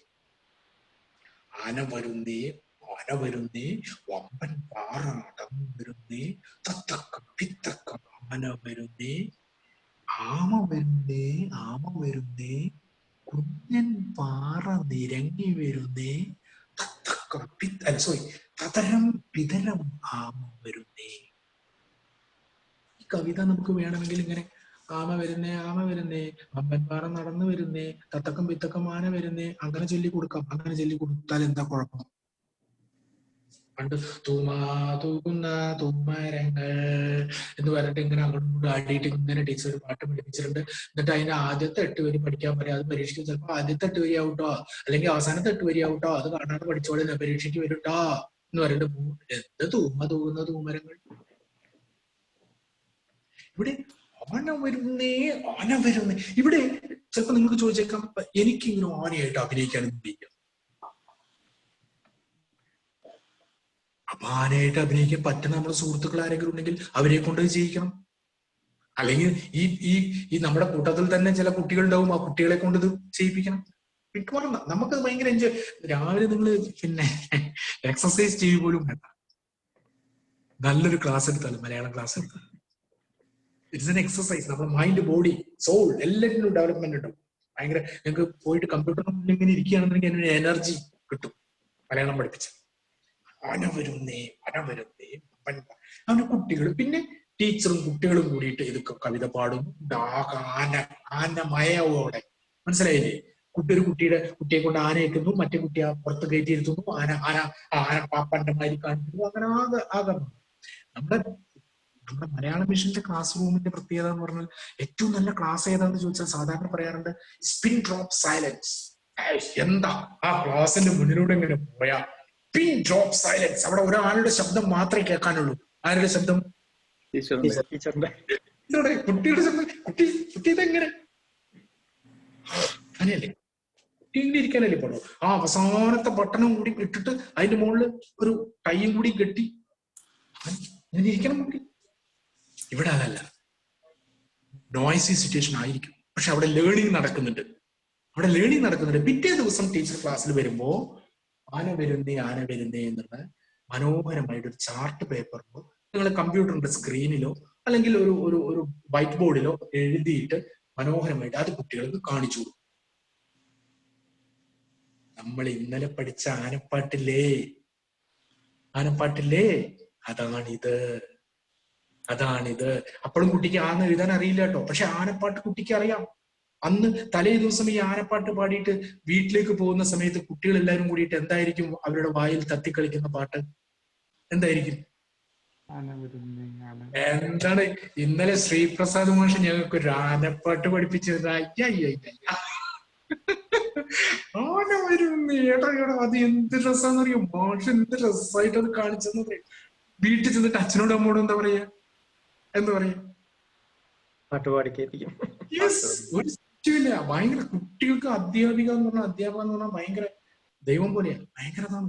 നന്നായിട്ട് കുട്ടികളെ പൾസ് മനസ്സിലാക്കുന്ന ആളാച്ചാൻ. ചാർട്ട് പേപ്പർ എന്നൊരു വടിയെടുക്കും. ചാർട്ട് പേപ്പർ വെച്ചിട്ട് വടിയെടുക്കുന്ന കുട്ടിയെ പടക്കാനല്ല, രണ്ടെണ്ണം. പിന്നെന്തിനാ? പോയിന്റ് ചെയ്യാൻ. ഇന്നലെ പാടിയത് ഇന്ന് പാടിയത് തമ്മിലുള്ള വ്യത്യാസം നോക്കൂട്ടോ. ഇന്നലെ ഞാൻ ആക്ഷൻ കാണിച്ച് അഭിനയിച്ചിട്ടാ പാടിയത്.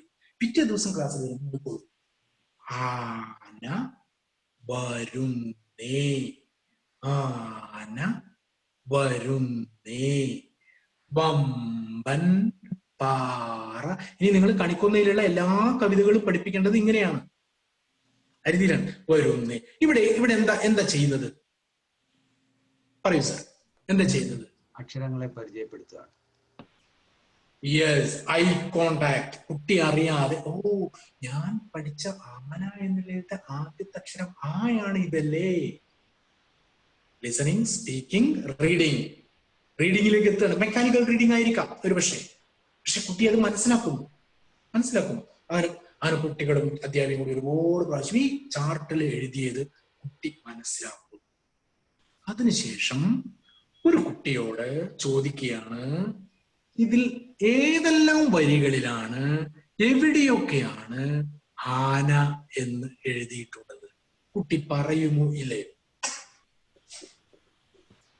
പറയും. 3-4 തവണ ചെയ്തിട്ടുണ്ടെങ്കിൽ പറയും. പറയും. 4-5 തവണ അവർ കണ്ടിട്ടുണ്ടെങ്കിൽ പറയും. ഒരു സംശയം വേണ്ട. അപ്പോഴും കുട്ടിക്ക് അത് എഴുതാൻ അറിയില്ലേ?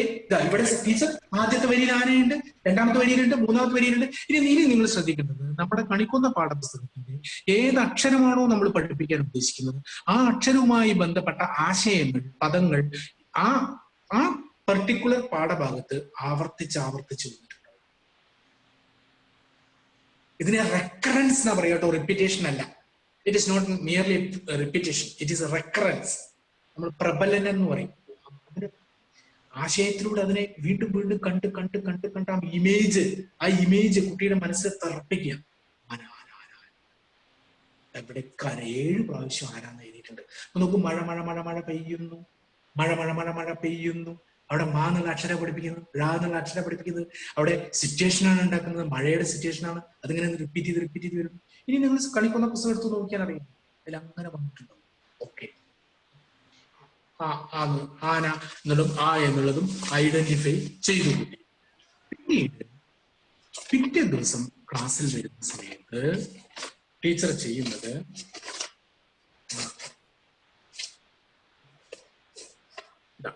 നിങ്ങൾ കാണുന്നുണ്ടോന്നറിയില്ല, ഇങ്ങനൊരു അക്ഷര ചാർട്ട്. ഇതിനെ പിന്നെ ഒരു സർക്കിളാണ്. ഇതിന് 4 കുറിവ് എഴുതിയ പദങ്ങളൊന്നും ടീച്ചർ ആൾറെഡി എഴുതി കൊടുത്തതല്ല കേട്ടോ, അങ്ങനെ വിചാരിക്കരുത്. ടീച്ചർ ആദ്യം ആ എന്ന് എഴുതിയിട്ട് ഒരു റൗണ്ട് ഇടുന്നു. എന്നിട്ട് കുട്ടികളോട് ചോദിക്കുക. എന്താ ചോദിക്കുന്ന അറിയോ? മക്കളെ, നിങ്ങൾ ആ എന്ന് വെച്ചിട്ട് ആന എന്നും ആമ എന്നും പഠിച്ചല്ലോ. നിങ്ങളുടെ അറിവില്, നിങ്ങളുടെ അനുഭവത്തില് നിങ്ങൾ ആ എന്ന് വെച്ചിട്ട് വേറെ ഏതെങ്കിലും വാക്കുകളുണ്ടോ? പറയൂ. ആനാന്നും ആമാന്നും നമ്മൾ ഈ കവിതയിലൂടെ പഠിച്ചു. വേറെ ഏതെങ്കിലും വാക്കുകളുണ്ടോ? അങ്ങനെ ചോദിച്ചപ്പോ കുട്ടികൾ പറഞ്ഞ വാക്കുകളാണ് ഈ 4 വെറും. ടീച്ചർ ഇതിനെ പദസൂര്യൻ എന്ന് പറയും. Word sun, പദസൂര്യനാണ്. പദസൂര്യൻ എന്തൊക്കെ പറഞ്ഞു കുട്ടികള്? അമ്മ, അച്ഛൻ, അനിയൻ, അരി, അമ്പലം, ആട്, ആമ, അപ്പം, അച്ചാർ, അടുക്കള. ചിലപ്പോൾ ഇത് ഇംഗ്ലീഷിലായിരിക്കും പറഞ്ഞിട്ടുണ്ടാവുക, നമ്മളതിനെ മലയാളത്തിലേക്ക് ആക്കി കൊടുക്കേണ്ടി വരും. പക്ഷെ മതിയായ അനുഭവങ്ങൾ ആ എന്ന ഉച്ചാരണവുമായി ബന്ധപ്പെട്ട് കുട്ടിക്ക് കിട്ടിയിട്ടുണ്ടെങ്കിൽ ഇതെല്ലാം കുട്ടിയുടെ പെർവ്യൂവിൽ വരുന്നതാണ്. ഒരു പ്രാവശ്യം ഇങ്ങനെ UK ഒരു കുട്ടിയോട് ആന്ന് വെച്ചിട്ട് ഒരു പദം ഉണ്ടാക്കാൻ പറഞ്ഞു. കുട്ടി പെട്ടെന്ന് പറഞ്ഞു അഷ്ടചൂർണം. UK ബോൺ ആൻഡ് ബ്രോട്ടപ്പ് ആയിട്ട് ഒരു കുട്ടിയെ പറഞ്ഞു എന്തായിരിക്കും. ഞാൻ ചോദിച്ചു പിന്നെ എന്താ കുട്ടി അഷ്ടചൂർണം പറയാൻ കാരണം? നിങ്ങൾക്ക് പറയാൻ പറ്റുമോ എന്താ അഷ്ടചൂർണം എന്നാ കുട്ടി പറയാൻ കാരണം എന്താ? അമ്മൂമ്മമാരായിട്ട് സംസാരിക്കുന്നുണ്ടാവും. അതെ, അതാണ് ആ കുട്ടി പറഞ്ഞത്. എന്താ അറിയോ സാർ, ആ കുട്ടി പറഞ്ഞത് എട്ടൊക്കെ ഒരു നാട്ടിൽ പോകുമ്പോ അപ്പൂപ്പൻ പിന്നെ അഷ്ടചൂർണപ്പൊടി പൊതിഞ്ഞ് പാക്കറ്റിലാക്കിയിട്ട് കൊടുക്കും. എന്നിട്ട് പറയത്രേ, മോനെ നിനക്ക് എപ്പോഴെങ്കിലും വയറുവേദന ഉണ്ടാവുമ്പോ ഇത് നല്ലപോലെ ചൂടുള്ളതിൽ കലക്കിയിട്ട് കുടിക്കണം കേട്ടോ, അഷ്ടചൂർണം. അത് രജിസ്റ്റർ ചെയ്തു. അങ്ങനെയാണ് രജിസ്റ്റർ ചെയ്യുന്നത്. നമ്മൾ കുട്ടികൾ ഒരിക്കലും അണ്ടർ എസ്റ്റിമേറ്റ് ചെയ്യരുത്. അവൻ അത് രജിസ്റ്റർ ചെയ്തു. ആ രജിസ്റ്റർ ചെയ്തതിന് പിന്നെ കുട്ടി പുറത്തെടുത്തത് എപ്പോഴാ അറിയൂ? എപ്പോ ടീച്ചർ ക്ലാസ്സിൽ വെച്ചിട്ട് ചോദിച്ചു, എന്ന് വെച്ചിട്ട് ഒരു വാക്ക് പറയാൻ പറഞ്ഞു. എടുത്തു രജിസ്ട്രേഷനിൽ നിന്ന് എടുത്തിട്ട് അലക്കി. എന്താ പറഞ്ഞു? അഷ്ടചൂർണം. അപ്പൊ ഇങ്ങനെ കുട്ടി സ്വാഭാവികമായ പദങ്ങൾ ഉത്പാദിപ്പിക്കും. യെസ്, ഇനി ആന്ന് വെച്ചിട്ട് പദങ്ങൾ ഉണ്ടാക്കി. ഇനി അടുത്ത പാഠത്തിലേക്ക് പോകുമ്പോൾ മാ വെച്ചിട്ടായിരിക്കും. അപ്പൊ മഴയുമായി ബന്ധപ്പെട്ട ഒരു കഥയോ കവിതയോ എന്തെങ്കിലും ഉണ്ടാവും. അങ്ങനെ അതില് ഇനി ഇങ്ങനെ വരുമ്പോ എന്താ ഉള്ളൊരു വേറൊരു പ്രശ്നം എന്താ അറിയും? കുട്ടിയോട് പറയാൻ പറഞ്ഞ ഒരുപാട് കാര്യങ്ങൾ പറയും. ഒരുപാട് കാര്യങ്ങൾ കുട്ടി എഴുതാൻ പറഞ്ഞാൽ എഴുതും. അങ്ങനെ എഴുതുമ്പോൾ കുട്ടിക്ക് പരിചയമില്ലാത്ത കാര്യങ്ങൾ എഴുതുമ്പോൾ ചിലപ്പോ ചില സ്പെല്ലിംഗ് മിസ്റ്റേക്കും ചില അക്ഷര പിശകൊക്കെ ഉണ്ടാവും. അപ്പൊ നമ്മൾ കുട്ടിയെ ശാസിക്കുകയല്ല വേണ്ടത്. പിന്നെന്താ വേണ്ടത്? കുട്ടി സ്വാഭാവികമായി ആശയങ്ങൾ ഇങ്ങോട്ട് എഴുതുകയാണ്. എഴുതുന്ന സമയത്ത് തെറ്റുണ്ടാവുന്ന സമയത്ത് ആ തെറ്റിനോട് പണ്ട് നമ്മളെ ചന്തിക്ക് അടിച്ചിരുന്ന പോലെ അടിക്കുകയല്ല വേണ്ടത്. പിന്നെന്താ വേണ്ടത്? തെറ്റിനോടുള്ള നമ്മുടെ സമീപനം എന്താ? ഇരുത്തി കൊടുക്കണം. അപ്പൊ നിങ്ങൾ ഇവിടെ തന്നെ ഇപ്പോ കോട്ടയത്തുനിന്ന് വന്ന പിന്നെ ആരെങ്കിലും ഉണ്ടെന്നുണ്ടെങ്കിൽ അവര് എന്റെ ഭാര്യ ഇവിടെ US തന്നെയാണ് ജോലി ചെയ്യുന്നത് പറയും. എന്റെ ഭാര്യ, ഞാൻ അവരെ കുറ്റം പറയില്ല. എന്താ അദ്ദേഹം ഭാര്യ എന്ന് പറയാൻ കാരണം? ശീലിച്ചത് അങ്ങനെയാണ്, കേട്ടത് അങ്ങനെയാണ്. അപ്പോ നമ്മുടെ ക്ലാസ്സിൽ അങ്ങനെ ഒരു കുട്ടി ഭാര്യ എന്ന് പറയുന്നുണ്ടെങ്കിൽ അപ്പൊ നമ്മൾ ചെയ്യുന്ന ഒരു സ്ട്രാറ്റജി എന്താണ്? ഓ ഭാര്യ അല്ലേ, നീ ഉദ്ദേശിച്ചത് ഭാര്യ എന്നാണല്ലേ. അതായത് മാതൃകകൾ ഉച്ചാരണത്തിന്റെ കാര്യത്തിലും എഴുത്തിന്റെ കാര്യത്തിലും മാതൃകകൾ അധ്യാപകൻ പറയുകയും കാണിച്ചു കൊടുക്കുകയും വേണം. ഇഷ്ടംപോലെ ഇത്രയും നിങ്ങൾ പിന്നെ കണിക്കൊന്ന പാഠപുസ്തകവും കണിക്കൊന്ന ഹാൻഡ് ബുക്കും എടുത്ത് നോക്കിയാൽ കണിക്കൊന്ന പാഠപുസ്തകത്തിന് ഒരു 5-6 യൂണിറ്റ് ഒക്കെ കഴിയുമ്പോഴേക്കും എല്ലാ അക്ഷരങ്ങളുമായി ബന്ധപ്പെട്ട അനുഭവങ്ങൾ കുട്ടിക്ക് ഉണ്ടായിട്ടുണ്ടാവും. ഈ അനുഭവങ്ങൾ ഉണ്ടായിട്ടുണ്ട് എന്ന് മാത്രമല്ല, അതുകൊണ്ടുള്ള ഗുണം എന്താ അറിയോ? കേവലം വെറും അക്ഷരങ്ങൾ എഴുതാൻ പഠിക്കുക എന്നുള്ളതിനപ്പുറത്തേക്ക് ധാരാളം കമ്മ്യൂണിക്കേറ്റ് ചെയ്യാനുള്ള അവസരങ്ങൾ കുട്ടിക്ക് ഉണ്ടാവുന്ന അവസ്ഥയിലേക്ക് പോകും. ഇഷ്ടം പോലെ. അതായത് ജൈവികമായ ഒരു പരിസരമാണ് നാം ക്ലാസ് മുറിയിൽ ഉണ്ടാക്കുന്നത് എന്നുള്ളതാണ്. ഇവിടെ നിങ്ങൾ നേരിടുന്ന ഒരു വെല്ലുവിളി എന്ന് പറയുന്നത്, തീരെ മലയാളം അറിയാത്തൊരു കുട്ടിയാണെങ്കിൽ ആ കുട്ടിക്ക് ഇംഗ്ലീഷ് മാത്രമേ അറിയുന്നുവെങ്കിൽ അതിനെ എങ്ങനെയാണ് ആ ലോക്കൽ റിസോഴ്സിനെ ഉപയോഗിച്ചുകൊണ്ട് നാം പതുക്കെ മലയാളത്തിലേക്ക് അതിനെ ഷിഫ്റ്റ് ചെയ്യേണ്ടത് എന്നുള്ളതാണ്. അത് വളരെ കൃത്യമായിട്ട് നിങ്ങൾ ആലോചിച്ച് അതിൻ്റെതായ പ്ലാനിങ് നടത്തുക. നമ്മൾക്ക് ഇതിനൊരു ഒരു ടീച്ചിങ് മാനുവൽ ഉണ്ട്. ആ ടീച്ചിങ് മാനുവൽ എങ്ങനെയാ വെച്ചാല് ഒരു നോട്ട് ബുക്ക്, വേറൊന്നുമില്ല. ആ നോട്ട് ബുക്കിന്റെ ലെഫ്റ്റ് പേജ് പ്ലാനിങ് പേജാണ്, റൈറ്റ് പേജ് റെസ്പോൺസ് പേജാണ്. പ്ലാനിങ് പേജിൽ നമ്മൾ ആദ്യം എഴുതുന്നത്, നിങ്ങൾക്ക് പിന്നെ മലയാളം മിഷന്റെ സമീപന രേഖ കിട്ടിയോ? സമീപന രേഖ ഇല്ലല്ലോ, കിട്ടിയിട്ടില്ലല്ലോ. നമ്മുടെ പിന്നെ സൈറ്റിൽ നോക്കിയിട്ടുണ്ടെങ്കിൽ സൈറ്റിൽ നിന്ന് ഡൗൺലോഡ് ചെയ്യാൻ പറ്റും. മലയാളം ആ സമീപന രേഖയിൽ ഓരോ പാഠഭാഗത്തിലൂടെയും കുട്ടി നേടേണ്ട പഠന നേട്ടങ്ങൾ, ലേണിംഗ് ഒബ്ജക്റ്റീവ്സ് എന്തൊക്കെയാണെന്ന് പറഞ്ഞിട്ടുണ്ട്. അപ്പൊ ആ പഠന ഉദാഹരണമായിട്ട് ലളിതമായ പിന്നെ കവിത ആസ്വദിക്കുന്നതിന് എന്നതായിരിക്കും. ലളിതമായ കവിതകൾ ആസ്വദിക്കുന്നതിന് അത് എഴുതിയിരിക്കുന്നു. അപ്പൊ ആ കവിതയാണ് ആന വരുന്നേ അല്ലെങ്കിൽ മഴ പെയ്യുന്നു, അല്ലെങ്കിൽ വേറെ എന്തെങ്കിലും. എന്താണ് ആ പാഠഭാഗത്തുള്ള വെച്ചാൽ ആ പാഠഭാഗം. ഇതിന് നമ്മൾ അവിടെ പ്ലാനിങ് പേജിൽ എഴുതേണ്ടത് ഈ കവിത എങ്ങനെയാണ് നമ്മൾ ക്ലാസ്സിൽ അവതരിപ്പിക്കാൻ പോകുന്നത് എന്നുള്ള ഒരു കൊച്ചു കുറിപ്പ്. നമ്മൾ തയ്യാറായി പോവുക. ഇങ്ങനെ ഇന്ന പാട്ട് ഞാൻ അവതരിപ്പിക്കും, എന്നിട്ട് കുട്ടികളെ കൊണ്ട് ചൊല്ലിപ്പിക്കും, എന്നിട്ട് ചാർട്ട് പേപ്പറിൽ എഴുതി കാണിക്കും, അതിനുശേഷം കുട്ടികളെ കൊണ്ട് അത് ചൊല്ലിപ്പിക്കും, പിന്നീട് അക്ഷരങ്ങളിലേക്ക് വരും, അക്ഷരങ്ങൾ ഉപയോഗിച്ച് പദങ്ങൾ ഉണ്ടാക്കാൻ കൊടുക്കും. ഇങ്ങനെ നമ്മൾ എന്താണോ ഉദ്ദേശിക്കുന്നത് അതിന്റെ ചോട്ടിൽ അവിടെ തന്നെ അതിന്റെ ചോട്ടിൽ ഇതിനു വേണ്ടി ഞാൻ ഉപയോഗിക്കുന്ന പഠനോപകരണങ്ങൾ ഒന്ന് ഉപയോഗിച്ച പോലെ ചാർട്ട് പേപ്പർ അല്ലെങ്കിൽ CD അല്ലെങ്കിൽ വേറെ എന്തെങ്കിലും ഇലക്ട്രോണിക് എക്യുപ്മെന്റ്സ് ഉപയോഗിക്കുന്നുണ്ടെങ്കിൽ അത് ഓക്കെ, അത്ര മതി. എന്നിട്ട് ക്ലാസ്സിൽ പോകും. ക്ലാസ്സിൽ പോയതിനു ശേഷം പാഠഭാഗം അവതരിപ്പിക്കുന്നു. അപ്പോഴാണ് ചില പ്രതികരണങ്ങൾ എന്ന് പറഞ്ഞാൽ ചില കുട്ടികൾ വളരെ പെട്ടെന്ന് ഇത് പഠിക്കും, ചില കുട്ടികൾ കുറച്ച് ബാക്കിലാവും, ചില കുട്ടികൾ തീരെ. അത് നമ്മുടെ ക്ലാസ്സിൽ ഉണ്ടായിട്ടുള്ള അനുഭവം എന്താ വെച്ചാൽ റെസ്പോൺസ് പേജിൽ ഇന്ന് ഞാൻ ഈ കവിത അവതരിപ്പിച്ചപ്പോൾ 4-5 കുട്ടികൾ വളരെ പെട്ടെന്ന് തന്നെ എന്റെ കൂടെ അത് പഠിച്ചു പോകും. എന്നാൽ 2-3 കുട്ടികൾക്ക് തീരെ മനസ്സിലാക്കാൻ കഴിഞ്ഞില്ല. ആ കുട്ടിക്ക് തീരെ മലയാളത്തിന്റെ ബാക്ക്ഗ്രൗണ്ട് ഇല്ല എന്നാണ് ഞാൻ മനസ്സിലാക്കുന്നത്. അങ്ങനെയാണെങ്കിൽ അവനെ അടുത്തിരുത്തിയിട്ട് ചില മലയാള വാക്കുകൾ പഠിപ്പിച്ചു കൊടുക്കേണ്ടി വരും.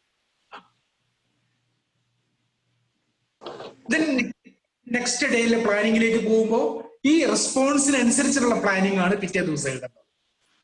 ആ പിറ്റേ ദിവസം എഴുതുന്ന സമയത്ത് ഞാൻ ഇന്ന് കുട്ടികളെ 3 ഗ്രൂപ്പുകളായി തിരിക്കുകയാണ്. ഈ 3 ഗ്രൂപ്പുകളായി തിരിക്കുന്നതിൽ ഏറ്റവും നന്നായി റെസ്പോണ്ട് ചെയ്ത ഓരോ കുട്ടിയെ ഓരോ ഗ്രൂപ്പിലിരുത്തി. എന്തിനാണ് നന്നായിട്ട് റെസ്പോണ്ട് ചെയ്ത കുട്ടിയെ ബിലോ ആവറേജ് ഉള്ള കുട്ടികളുടെ കൂടെ ഇരുത്തുന്നുണ്ട്. അവരോട് ഇത് പറയുന്നില്ല നമ്മള്, നീ ബിലോ ആവറേജ് ആണ് കേട്ടോ, ഇവ നല്ല കുട്ടിയാ, അതുകൊണ്ട് ബിലോ ആവറേജിന്റെ കൂടെ അങ്ങനെ നമ്മൾ പറയില്ല. നമ്മൾ അറിയാതെ, കുട്ടികൾ അറിയാതെ നമ്മൾ ഗ്രൂപ്പിംഗ് ടെക്നിക്കിലേക്ക് പോയി. എബിലിറ്റി ഗ്രൂപ്പിംഗ് എന്നതിന് പറയാ, എബിലിറ്റി ഗ്രൂപ്പിംഗ്. അങ്ങനെ നമ്മളൊരു ഫെസിലിറ്റേറ്റർ ആയിട്ട് അവിടെ അങ്ങനെ കൊടുത്താൽ ഒരു കുറച്ച് പദങ്ങൾ ഈ കുട്ടികൾക്ക് കൊടുക്കുമ്പോൾ ഇവരെ പഠിപ്പിക്കുക, ഇതീ കുട്ടികളെ പഠിപ്പിക്കുക, ഇതീ കുട്ടികളെ പഠിപ്പിക്കുക. മൾട്ടി ലെവൽ ടീച്ചിങ് അവിടെ നടക്കും. കുട്ടികളെ പഠിപ്പിക്കാനവിടെ ഏൽപ്പിച്ചാൽ അവരുടെ സന്തോഷം എന്താ പറയും, ഭയങ്കര സന്തോഷമാണ്. അത്തരത്തിലേക്ക് അങ്ങനെ ഒരു തുടർ പ്രക്രിയ എന്നുള്ള രൂപത്തിൽ ഇതിനെ കൊണ്ടുപോകുക എന്നുള്ളതാണ്. ഇതിന് നമ്മൾ വ്യവഹാര രൂപങ്ങളാണ്. വ്യവഹാര രൂപങ്ങൾ കഥ, കവിത, പാട്ട്, പിന്നെ അങ്ങനെ നമ്മൾ സാധാരണ ഉപയോഗിക്കുന്ന കത്ത് എഴുതാൻ പഠിക്കണം. അപ്പൊ എനിക്ക് 10ാം ക്ലാസ് പാസ്സായിട്ട് എനിക്ക് ആകെ അറിയാവുന്നൊരു കത്ത് എന്താ അറിയും, as I am fever and headache, I am not unable to attend the class today എന്ന് പറഞ്ഞാൽ ലീവ് ലെറ്റർ എഴുതാൻ അറിയാം.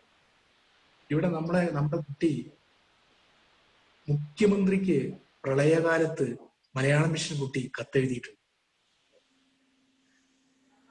നമ്മൾ ചങ്ങാതി കുടുക്ക എന്ന് പറഞ്ഞൊരു കുടുക്ക വയ്ക്കാൻ പറഞ്ഞു കുട്ടികളോട്. നിങ്ങൾക്ക് അറിയുമെന്നറിയില്ല. എന്നിട്ട് ഈ കുട്ടികളുടെ അടുത്ത് കിട്ടുന്ന ഓരോ പെന്നി, 2 പെന്നി, $1 ഒക്കെ ഉണ്ടെങ്കിൽ അത് അതിൽ ഇട്ട് വെക്കാൻ പറഞ്ഞു.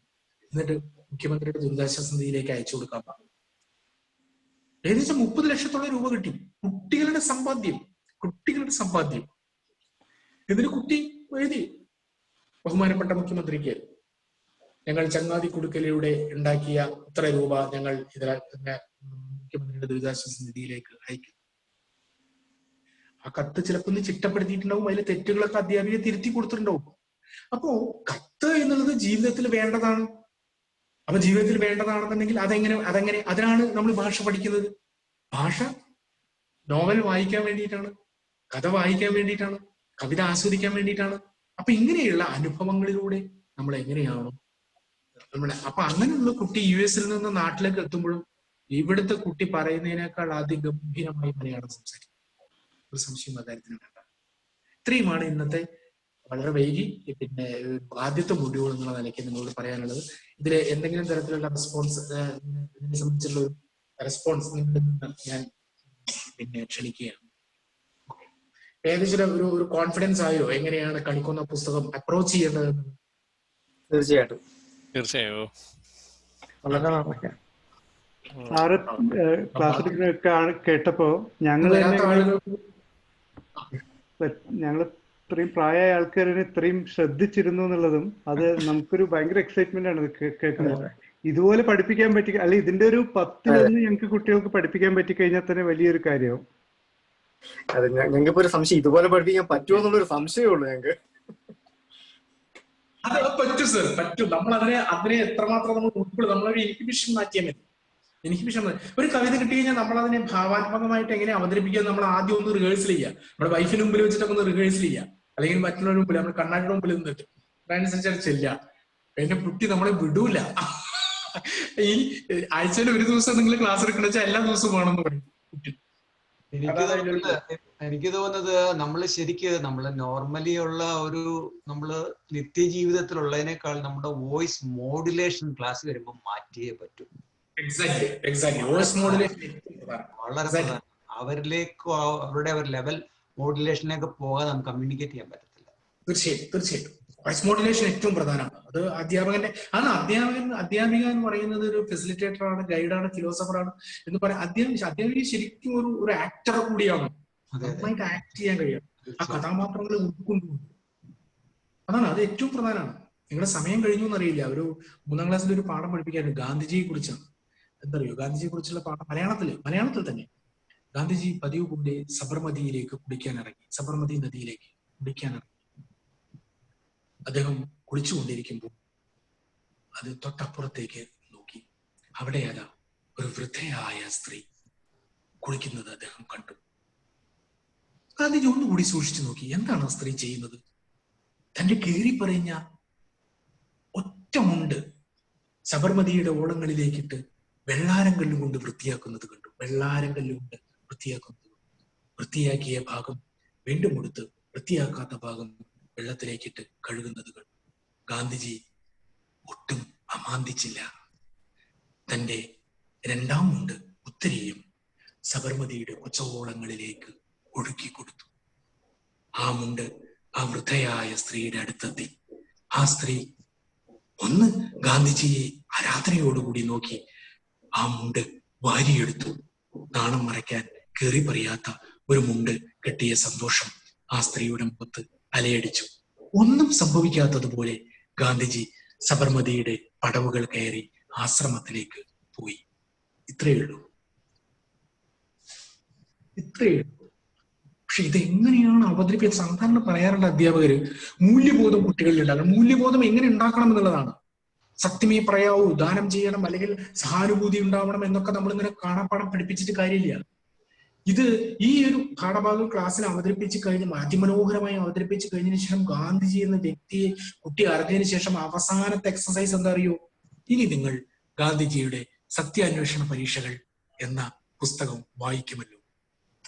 അതേസമയത്ത് ആദ്യം തന്നെ ഗാന്ധിജിയുടെ ആത്മകഥ വായിക്കാൻ കുട്ടികൾക്ക് കൊടുത്താൽ എന്താവും റിസൾട്ട്? ഇതൊന്നും പറയാതെ. അവർക്ക് ഗാന്ധിജി ആരാണ് അറിയില്ല. എത്ര, അതായത് ഗാന്ധിജി ഒന്നും അറിയാത്തവനെ പോലെ ഗാന്ധിജി അങ്ങോട്ട് ഈ സ്ത്രീക്ക്, അതായത് ഗാന്ധിജി ആ സമയത്ത് അങ്ങ് മനസ്സിലാക്കുകയാണ്. അപ്പൊ തനിക്ക് ഇനി 2ാം മുണ്ട് വേണ്ട ആണ്. എന്നിട്ട് ആ സ്ത്രീക്ക് കൊടുക്കുകയാണ്. ഇതിലേറെ എങ്ങനെയാണ് മൂല്യബോധം കുട്ടികളിൽ ഉണ്ടാക്കുക? എങ്ങനെ ഉണ്ടാക്കും?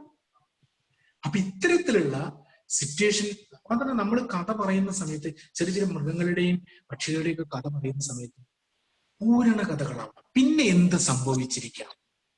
ബാക്കി ഭാഗം കുട്ടി പൂരിപ്പിക്കണം. പണ്ട് നമുക്ക് പിന്നെ മുത്തശ്ശനോ അല്ലെങ്കിൽ പല ആളുകളൊക്കെ കഥ പറഞ്ഞിരുന്ന അങ്ങനെ രാജാവും രാജ്ഞിയും എല്ലാ ശത്രുക്കളെയും വകവരുത്തി നിഗ്രഹിച്ച് സന്തോഷത്തോടു കൂടി ജീവിച്ചു എന്ന് പറഞ്ഞാൽ അടയ്ക്കും.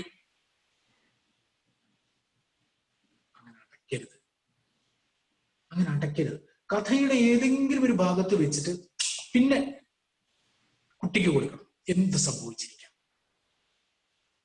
എന്ത് സംഭവിച്ചു? അവിടെയാണ് ബ്രെയിൻ സ്റ്റോമിങ്ങിനുള്ള അവസരം ഉണ്ടാവും. നമ്മൾ നേരത്തെ താരതമ്യത്തിന് വേണ്ടി നോക്കി എന്ന് പറഞ്ഞില്ലേ, അതേമാതിരി ഇത് നോക്കൂ. നിങ്ങളുടെ തൊട്ടടുത്ത് തന്നെയല്ലേ ഫിൻലാൻഡ്?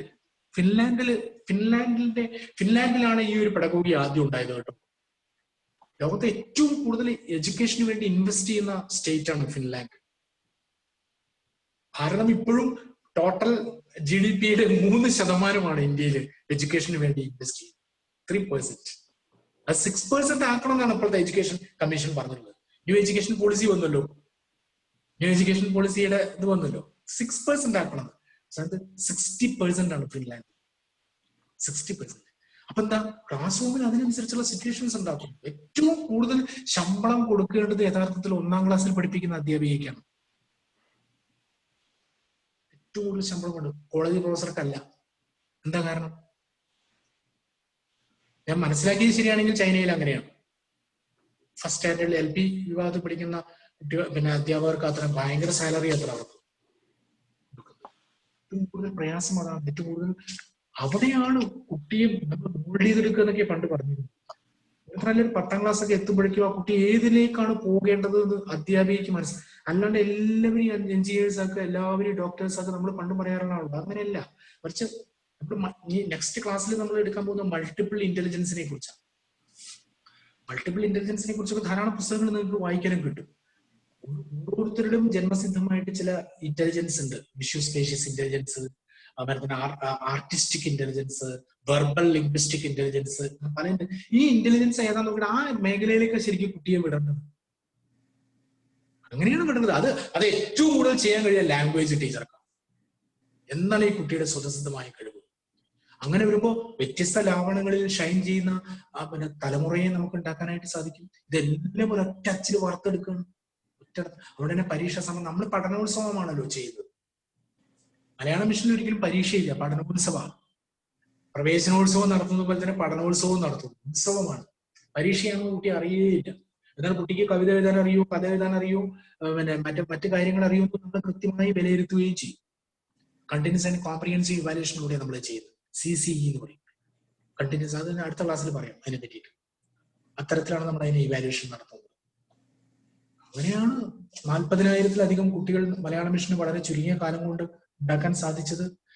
ഈ ഓരോ സ്റ്റേറ്റിലുമുള്ള ഇത്തരത്തിലുള്ള അധ്യാപകരുടെ വളരെ കഠിനാധ്വാനം കൊണ്ട് തന്നെയാണ്. ഒരു സംശയം വന്നിരുന്നില്ലേ ഭാഷയോടുള്ള. അല്ലാണ്ട് വെറുതെ സാധാരണ പറയാൻ ഞങ്ങൾക്ക് ബസിന്റെ ബോർഡ് വായിക്കാൻ കഴിയണം നാട്ടിൽ വന്ന മലയാളത്തില്, അപ്പൂപ്പനോടും അമ്മൂമ്മയോടും സംസാരിക്കാൻ കഴിയണം. അല്ല, അത് മാത്രല്ല നമ്മുടെ ലക്ഷ്യം. നമ്മുടെ നേരത്തെ ഡയറക്ടർ പറഞ്ഞില്ലേ, നീലക്കുറിഞ്ഞി കഴിയുമ്പോൾ 10ാം ക്ലാസ് തുല്യതാ സർട്ടിഫിക്കറ്റ് കൊടുക്കുക എന്ന് പറഞ്ഞാൽ ഇവിടുത്തെ മലയാളത്തിലെ എണ്ണം പറഞ്ഞ എഴുത്തുകാരുടെ മലയാള സാഹിത്യം വളരെ കൃത്യമായി വായിക്കുകയും ആസ്വദിക്കുകയും ചെയ്യുന്ന ഒരവസ്ഥയിലേക്കാണ് നീലക്കുറിഞ്ഞി കഴിയുമ്പോഴേക്കും കുട്ടിയെത്തുക. ഒരു സംശയം വേണ്ട. മലയാളത്തിലെ ഏറ്റവും കൂടുതൽ നല്ല എഴുത്തുകാരുണ്ടായിരുന്നത് പ്രവാസി സാഹിത്യകാരന്മാരാണ്, അല്ലേ? മുകുന്ദൻ ഡൽഹി എഴുതിയത് ഡൽഹിയിൽ ഇരുന്നിട്ടാ. KL മോഹനവർമ്മ, എത്ര എഴുത്തുകാരുണ്ട്. ആനന്ദ്, മാധവിക്കുട്ടി, ഇവരൊക്കെ തന്നെ പ്രവാസികളായിരുന്നു. സംശയം വേണ്ട. എണ്ണം പറഞ്ഞ എഴുത്തുകാർ നമുക്ക് കിട്ടുന്നത് പ്രവാസ ലോകത്ത്. ആ ഒരു തലത്തിലേക്ക് എല്ലാവരും ചിലപ്പോൾ എത്തിയെന്നൊന്നും വരില്ല കേട്ടോ. പക്ഷെ ചിലരെങ്കിലും എത്തിയാലും, നമ്മുടെ ശ്രമം കൊണ്ട് ചിലരെങ്കിലും എത്തിയാലും മലയാളത്തിന്റെ സാംസ്കാരിക ബോധം ഉണ്ടാക്കുക. ആ മലയാളികളാണ് എന്ന നമ്മുടെ ഒരു സ്വത്വബോധം ഉണ്ടല്ലോ. എത്ര നമ്മൾ US എവിടെ നമ്മൾ ജോലി ചെയ്താലും നമുക്ക് നമ്മുടേതായ ഒരു മലയാളിത്ത കൂട്ടായ്മയുണ്ടെങ്കിൽ അതിനോളം വരില്ല ഒന്നും. ഒരു സംശയമില്ല. കാരണം മലയാളത്തെ നിരാകരിക്കുകയല്ല വേണ്ടത് എന്നുള്ള ഒരവസ്ഥയിലേക്കാണ്. അതങ്ങനെ ഒരു കാഴ്ചപ്പാടോട് കൂടിയിട്ടാണ് നമ്മൾ ഈ പെഡഗോഗി ഉണ്ടാക്കിയിട്ടുള്ളത്. അല്ലാണ്ട് വെറുതെ അക്ഷരം പഠിപ്പിക്കുക അല്ലെങ്കിൽ അതിലേക്ക് പോവുക എന്നുള്ളതല്ല. തരത്തിലാണ്. ഓക്കെ, 11:42 ഇവിടെ.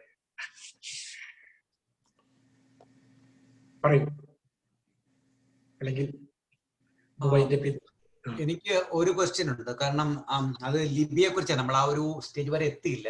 സാധാരണ നമ്മള് ഈ കണിക്കൊന്ന പുസ്തകത്തിലായാലും നമ്മൾ കാണുന്നതെന്ന് പറഞ്ഞു കഴിഞ്ഞാൽ ഈ അച്ചടി ഭാഷ. ഇപ്പൊ പുതിയ മലയാളത്തിൽ തന്നെ ലിപിയിലെ വ്യത്യാസമുണ്ട്. ഇപ്പാന്നുള്ളത് എഴുതുന്നതും പഴയ രീതിയിൽ 2 ഇരട്ടിച്ച് എഴുതുന്നതും. അപ്പൊ ശരിക്കും നമ്മള് കുട്ടികളുമായിട്ട് കമ്മ്യൂണിക്കേറ്റ് ചെയ്യുമ്പോൾ ഇൻ കേസ് നമ്മളൊരു ദിവസത്തെ ക്ലാസ് കഴിഞ്ഞ് കുട്ടികൾ വീട്ടിൽ ചെന്ന് ഹോംവർക്കിന്റെ അല്ലെങ്കിൽ അതുമായിട്ട് ബന്ധപ്പെട്ടുണ്ടെങ്കിലും ഗൂഗിൾ സെർച്ച് ചെയ്യും. അപ്പൊ സാധാരണ ഈ ഓൺലൈൻ മലയാളം ഫോണ്ടൊക്കെ വരുമ്പോൾ ഈ പുതിയ ലിപി വരുന്നുണ്ട്. അപ്പൊ നമുക്ക് പഴയത് തന്നെ ഇതിനകത്തുള്ളതിനെ ഫോളോ ചെയ്താൽ മതിയല്ലോ കണിക്കുന്ന പുസ്തകത്തിനകത്ത്. കാരണം അത് എൻകറേജ് ചെയ്യണമെന്നാണ് എന്റെ ചോദ്യം. പുതിയ ലിപി അത് നമുക്ക് വയബിൾ ആയിട്ടുള്ള രീതി ഏതാണോ അത് എടുക്കുക. എന്നൊരു സംശയമില്ല. കുട്ടി പുതിയ ലിപി ഫോളോ ചെയ്യാൻ ചെയ്തോട്ടെ. പുതിയ ലിപി നമുക്ക് അറിഞ്ഞിരിക്കണം എന്ന് മാത്രം. നമ്മളിപ്പോ ഉദാഹരണം പുസ്തകം എഴുതുമ്പോൾ പാന്ന് എഴുതിയിട്ട് നേരെ ചോട്ടിലെടുത്ത് കൊടുക്കുക. പുതിയ ലിപിയുടെ മാതിരി ഒരു വരട്ടിട്ട് ഇങ്ങനെ നമ്മൾ കൊടുക്കില്ല. പക്ഷെ കുട്ടി അങ്ങനെ ഫോളോ ചെയ്യുമ്പോൾ അത് പഴയ ലിപിയാണ് പുതിയ ലിപിയാണ് എന്നുള്ള തരത്തിലേക്ക് ഉള്ള ഒരു അവയർനെസ് കുട്ടിയിൽ ഉണ്ടാക്കുകയും പുതിയ ലിപിയോട് നിരാകരിക്കാതിരിക്കുകയും അതങ്ങനെയായാലും യാതൊരു പ്രശ്നവുമില്ല എന്നുള്ള രീതിയിലേക്ക് പോവുകയും ചെയ്താൽ മതി. അത് കുഴപ്പമില്ല. അല്ല, ഞാൻ ചോദിച്ചാൽ അവർക്ക് ഒരു കൺഫ്യൂഷൻ നമ്മൾ ഇപ്പ എഴുതുന്നതും പാ ചന്ദ്രക്കല ഇട്ടല്ലേ മേലെ അങ്ങനെ ഇട്ടിട്ട് അത് ഏതാണ്? കാരണം അവർക്ക് ഒരു കൺഫ്യൂഷൻ വരരുതല്ലോ, അതുകൊണ്ട് ചോദിച്ചാണ്.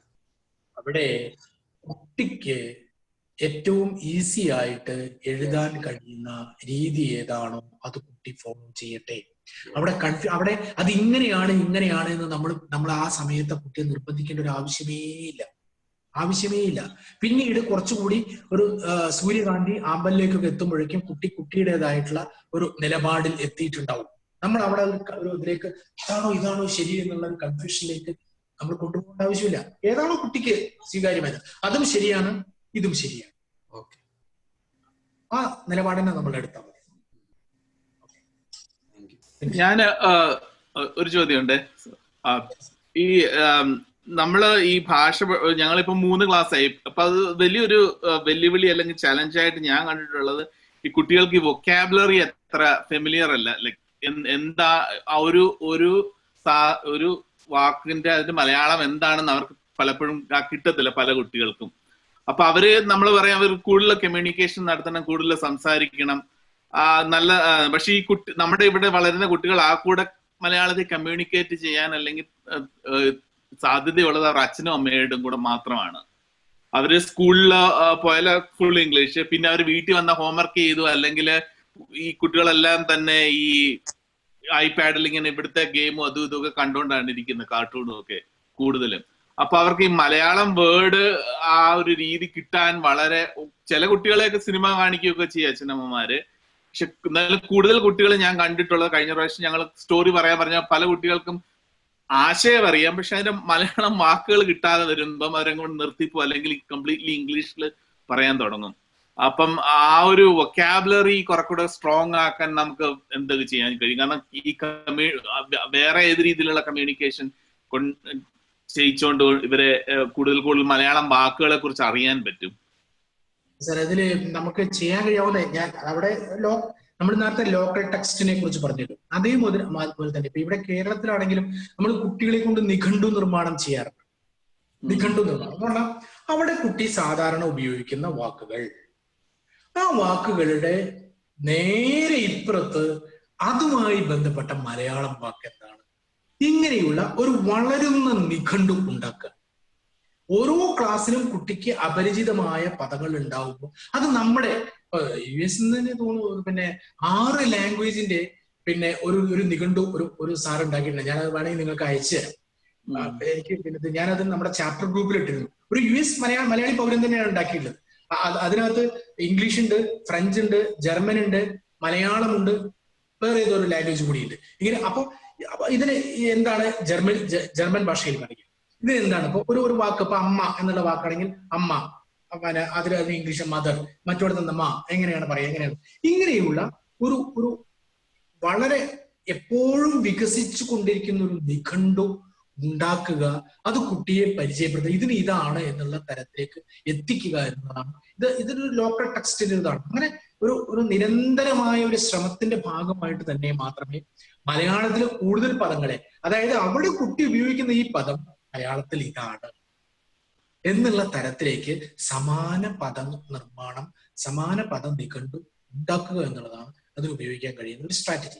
രണ്ടാമത്തെ സ്ട്രാറ്റജി, നമ്മുടെ കമ്മ്യൂണിക്കേഷനിൽ ബോധപൂർവം പിന്നെ ഇത്തരത്തിലുള്ള വാക്കുകൾ ഉണ്ടാക്കുക. ഒരു മലയാളത്തിൽ തന്നെ ഒരു ഉദാഹരണം പറയാച്ചാൽ, ഇപ്പൊ ഇംഗ്ലീഷ് ഇങ്ങനെ സംസാരിക്കുന്നതിന്റെ ഇടയിൽ ആ മലയാളം അങ്ങനെ ചേർക്കുന്ന തരം. ഉദാഹരണമായിട്ട് ഇപ്പൊ സൂര്യൻ കിഴക്കുദിച്ചു, സൂര്യൻ കിഴക്കുദിച്ചു, അതിന്റെ യാത്ര തുടങ്ങി, മേഘങ്ങൾക്കിടയിലൂടെ അത് അങ്ങ് പടിഞ്ഞാറെത്തി, പടിഞ്ഞാറൻ കടലിലേക്ക് ഒടുവിൽ അർക്കൻ താഴ്ന്നിറങ്ങി. ഇങ്ങനെയാണ് പറയുന്നത് വിചാരിക്കാം.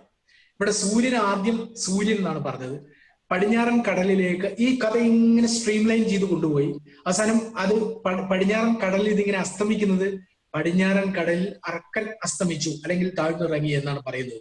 ഇതിൽ നിന്ന് കുട്ടിയോട് ഈ ഒരു സിറ്റുവേഷനിൽ നിന്ന് അർക്കൻ എന്ന വാക്കിന്റെ അർത്ഥം എന്താണെന്ന് ചോദിച്ചാൽ എന്താ കുട്ടി പറയാ?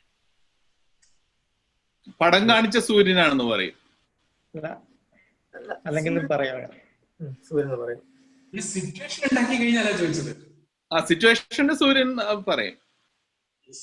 അങ്ങനെയുള്ള സിറ്റുവേഷൻ, അത് നമ്മള് ഈ ബോധപൂർവ്വം അത് നമ്മൾ കണിക്കൊന്ന പാഠപുസ്തകത്ത് നോക്കിയാൽ അറിയാം. അതിനകത്ത് നിങ്ങളുടെ പല പദങ്ങൾക്കും പകരം അവിടെ ഉപയോഗിക്കുന്ന ലോക്കൽ ഇംഗ്ലീഷ് ഉപയോഗിച്ചോളൂ, ഒരു കുഴപ്പമില്ല.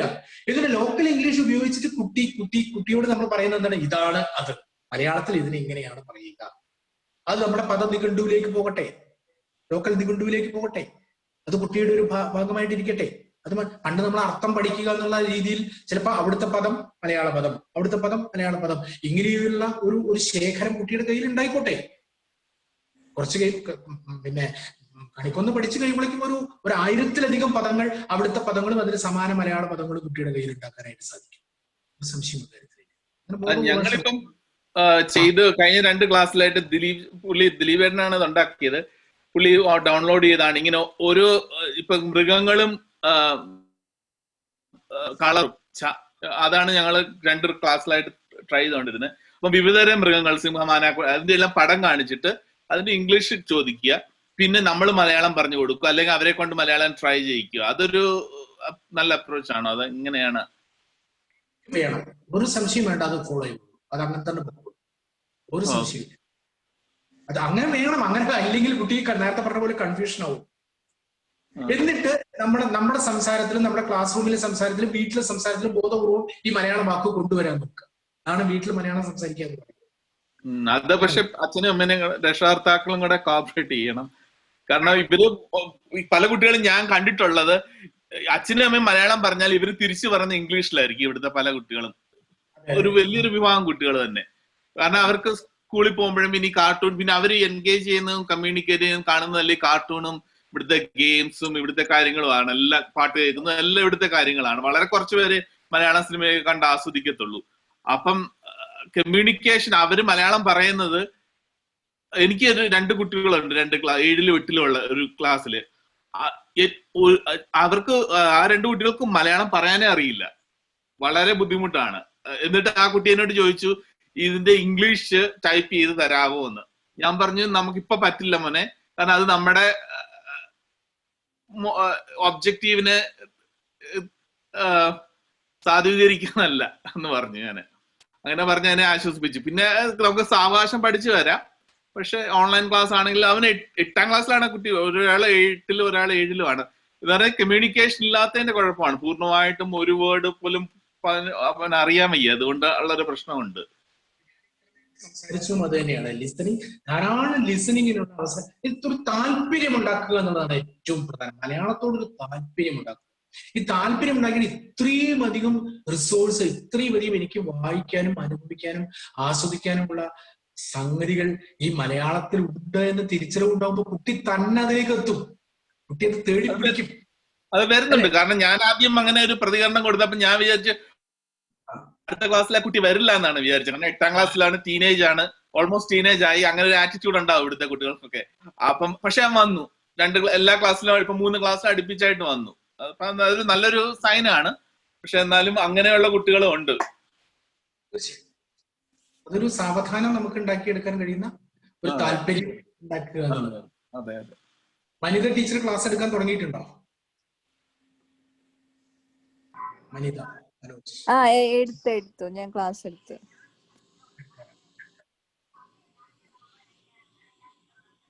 സാർ, ഇതില് ഒരു ജനറിക് ആയിട്ട് ഇപ്പം ഇവിടെ എല്ലാം ഒരു ക്യാപ്സ്യൂൾ രൂപത്തിൽ വേണം എന്നുള്ള ഒരു കൺസെപ്റ്റ് ആണല്ലോ ഇപ്പം പൊതുവെ പാരന്റ്സിന്റെ ഇടയിലാണെങ്കിലും ഉണ്ടാവുക. എല്ലാം റിസൾട്ട് ഓറിയന്റഡ് ആയിരിക്കണം. പെട്ടെന്ന് എനിക്ക് 2 മാസമായി എനിക്ക് എന്റെ മോനിപ്പം മലയാളം എഴുതാൻ അറിയില്ല. അപ്പം അങ്ങനെ ഒരു കോമൺ ഒരു ക്വസ്റ്റ്യൻസ് പൊതുവെ ഞാൻ പ്രതീക്ഷിക്കുന്നുണ്ട്, പ്രത്യേകിച്ച് പാരന്റ്സിന്റെ ഇടയിൽ നിന്ന്.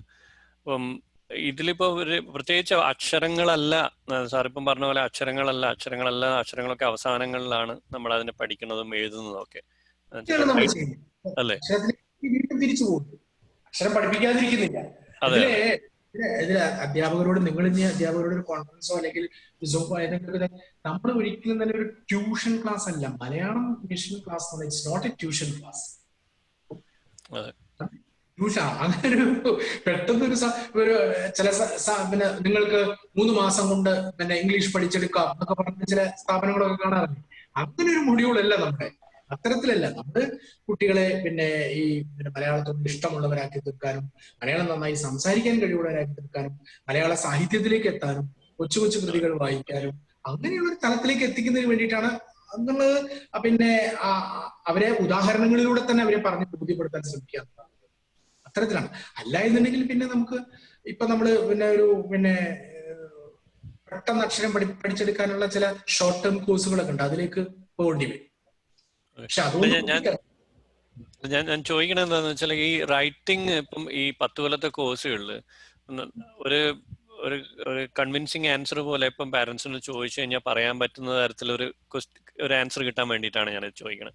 അപ്പൊ ഈ ഒരു ഞാൻ പറയാം കണിക്കുന്ന ക്ലാസ് നമ്മൾ ആരംഭിച്ച ടീച്ചർ പഠിപ്പിക്കാൻ തുടങ്ങിയതിന്റെ 4-ാമത്തെ ദിവസം നമ്മൾ എഴുത്തിലേക്ക് എത്തും.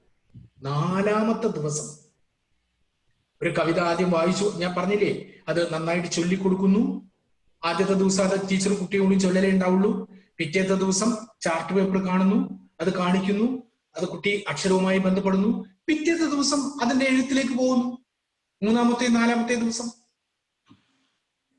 ഒരു സംശയമില്ല. അല്ലാണ്ട് ഇത് അങ്ങനെയാണല്ലോ ലിസണിങ്ങിനുള്ള നല്ല അവസരം ഉണ്ടാക്കിയിട്ട് ടീച്ചറും കുട്ടികളും കൂടിയിട്ട് അതിനെ സംബന്ധിച്ചുള്ള സംസാരം ഉണ്ടായിട്ട് അത് കുട്ടി വായിച്ചിട്ട് അതിന്റെ എഴുത്തിലേക്ക് പോകുന്നു. 4-ാമത്തെ ദിവസം നമുക്ക് എഴുത്തിലേക്ക് പോകും. 2 മണിക്കൂറാണ് ഒരു ദിവസം എടുക്കുന്നത് എങ്കിൽ, ഒരു ദിവസം നിങ്ങൾ 2 മണിക്കൂറാണ് കണിക്കുന്ന ക്ലാസ് എടുക്കുന്നത് എങ്കിൽ, അല്ല ഫുൾ ടൈം കുട്ടിയുടെ കൂടെ ഉണ്ടെന്നുണ്ടെങ്കിൽ നമ്മുടെ സാധാരണ ക്ലാസ്സിലൊക്കെ ആദ്യത്തെ ദിവസം തന്നെ എഴുത്തിലേക്ക് പോകുന്നുണ്ട്.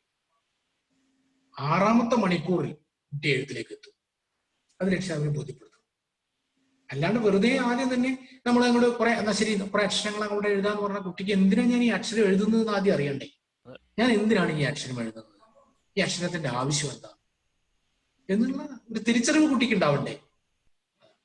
അത് രക്ഷിതാവിനെ പറഞ്ഞ് ബോധ്യപ്പെടുത്തും.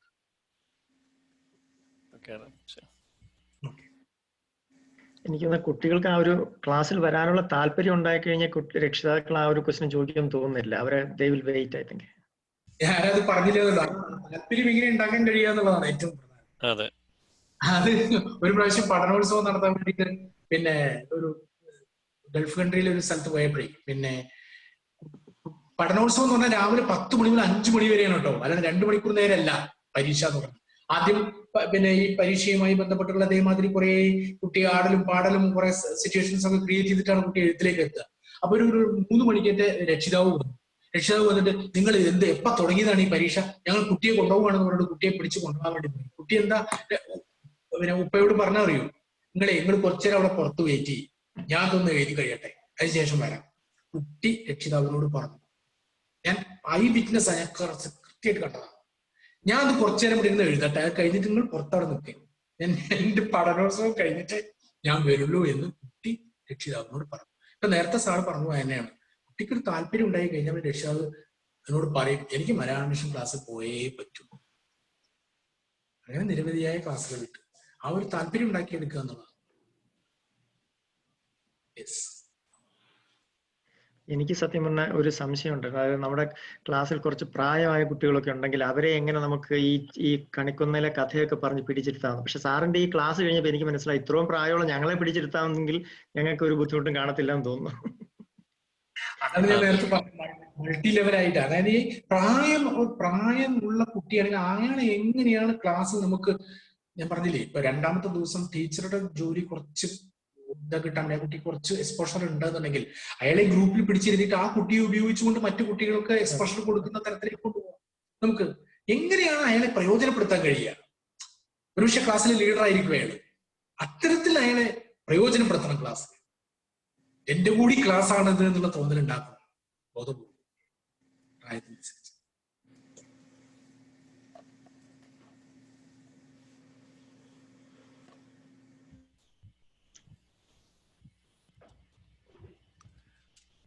അവിടെ എന്തായി സമയം?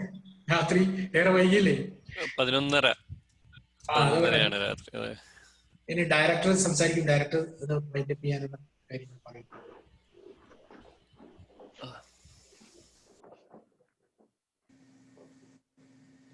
ഇടയ്ക്ക് കുറച്ച് പേര് പിരിഞ്ഞു പോയി. എനിക്കൊന്ന് പിന്നെ അരിസോണയും റോഡ് ഐലൻഡും തമ്മിൽ ഒരുപാട് ടൈം വ്യത്യാസം ഉണ്ടെന്ന് തോന്നുന്നല്ലേ?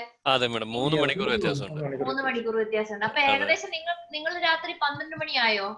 ഞങ്ങൾക്ക് 11:30 ഇവിടെ 11:30.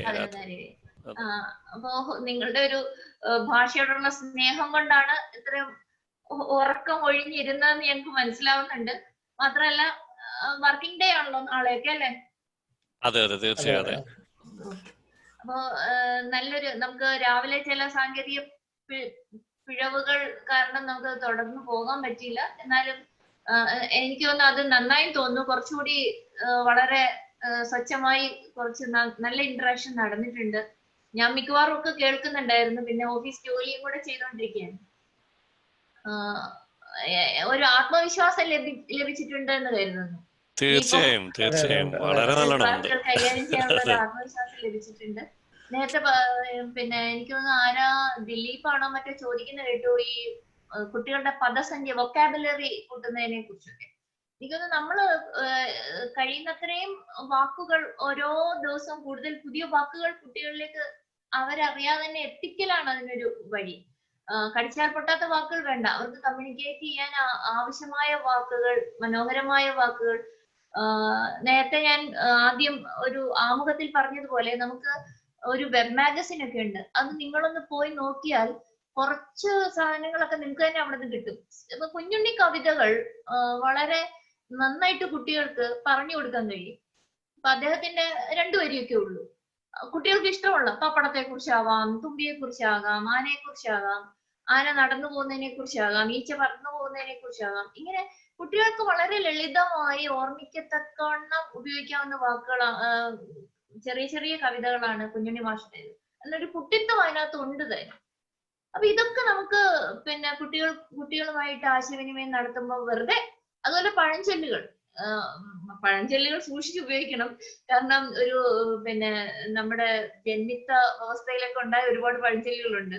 അപ്പൊ നല്ല ജനാധിപത്യത്തിൽ വളരുന്ന കുഞ്ഞുങ്ങൾക്ക് ജന്മിത്വ സ്വഭാവം പിന്നെ അടിച്ചേൽപ്പിക്കത്തക്കൊണ്ട് അത് ഉപയോഗിക്കുക. എന്നാൽ തെരഞ്ഞെടുത്ത് നമുക്ക് ഉപയോഗിക്കാം. ചിങ്ങത്തെ കുറിച്ച് അത്തം പത്തോണം കുട്ടികൾക്ക് മനസ്സിലാവില്ല. എന്നാലും ഓണത്തെ കുറിച്ച് നമ്മൾ പറയുമ്പോൾ ഓണത്തിനെ കുറിച്ചുള്ള പദസഞ്ചയിക നമുക്ക് അവിടെ ഉപയോഗിക്കാൻ കഴിയും. ഓണത്തുമ്പിയുണ്ട്, കുട്ടികൾക്ക് ഓണത്തുമ്പിയുണ്ട്. വേണമെങ്കിൽ നമുക്കൊന്ന് സെർച്ച് ചെയ്താൽ കുട്ടിയെ കാണിക്കാൻ പറ്റും, ഓണത്തുമ്പിയെ കാണിക്കാൻ പറ്റും.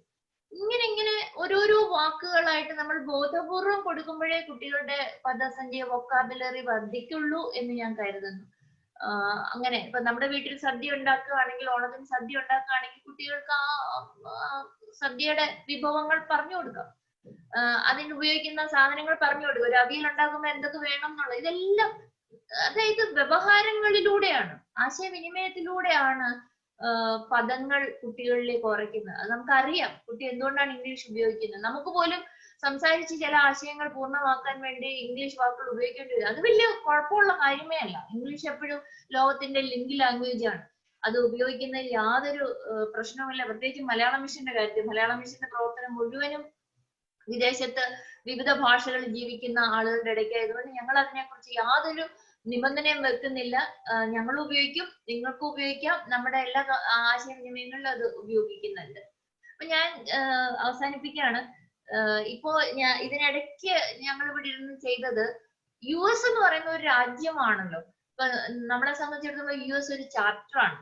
അപ്പൊ ഇപ്പൊ ഇവിടെ ഇരുന്ന് ചെയ്തത് 9 സ്റ്റേറ്റുകളിൽ ഇപ്പൊ മലയാള മിഷന്റെ പ്രവർത്തനങ്ങളുണ്ട്. ഈ 9 സ്റ്റേറ്റിനെയും കൂടെ ഒന്ന് ഏകോപിപ്പിക്കാൻ ആദ്യ പടി എന്നുള്ള നിലയിൽ ഒരു വാട്സാപ്പ് ഗ്രൂപ്പ് ഉണ്ടാക്കിയിട്ടുണ്ട്. നിങ്ങൾ തിരിച്ചു നോക്കുമ്പോൾ, നിങ്ങളുടെ മൊബൈൽ പരിശോധിക്കുമ്പോൾ ആ വാട്സാപ്പ് ഗ്രൂപ്പ് കാണാം. അതിൽ ഓരോരുത്തരെയാണ് ഓരോ സ്ഥലത്തു നിന്നും ഉൾപ്പെടുത്തിയിരിക്കുന്നത്.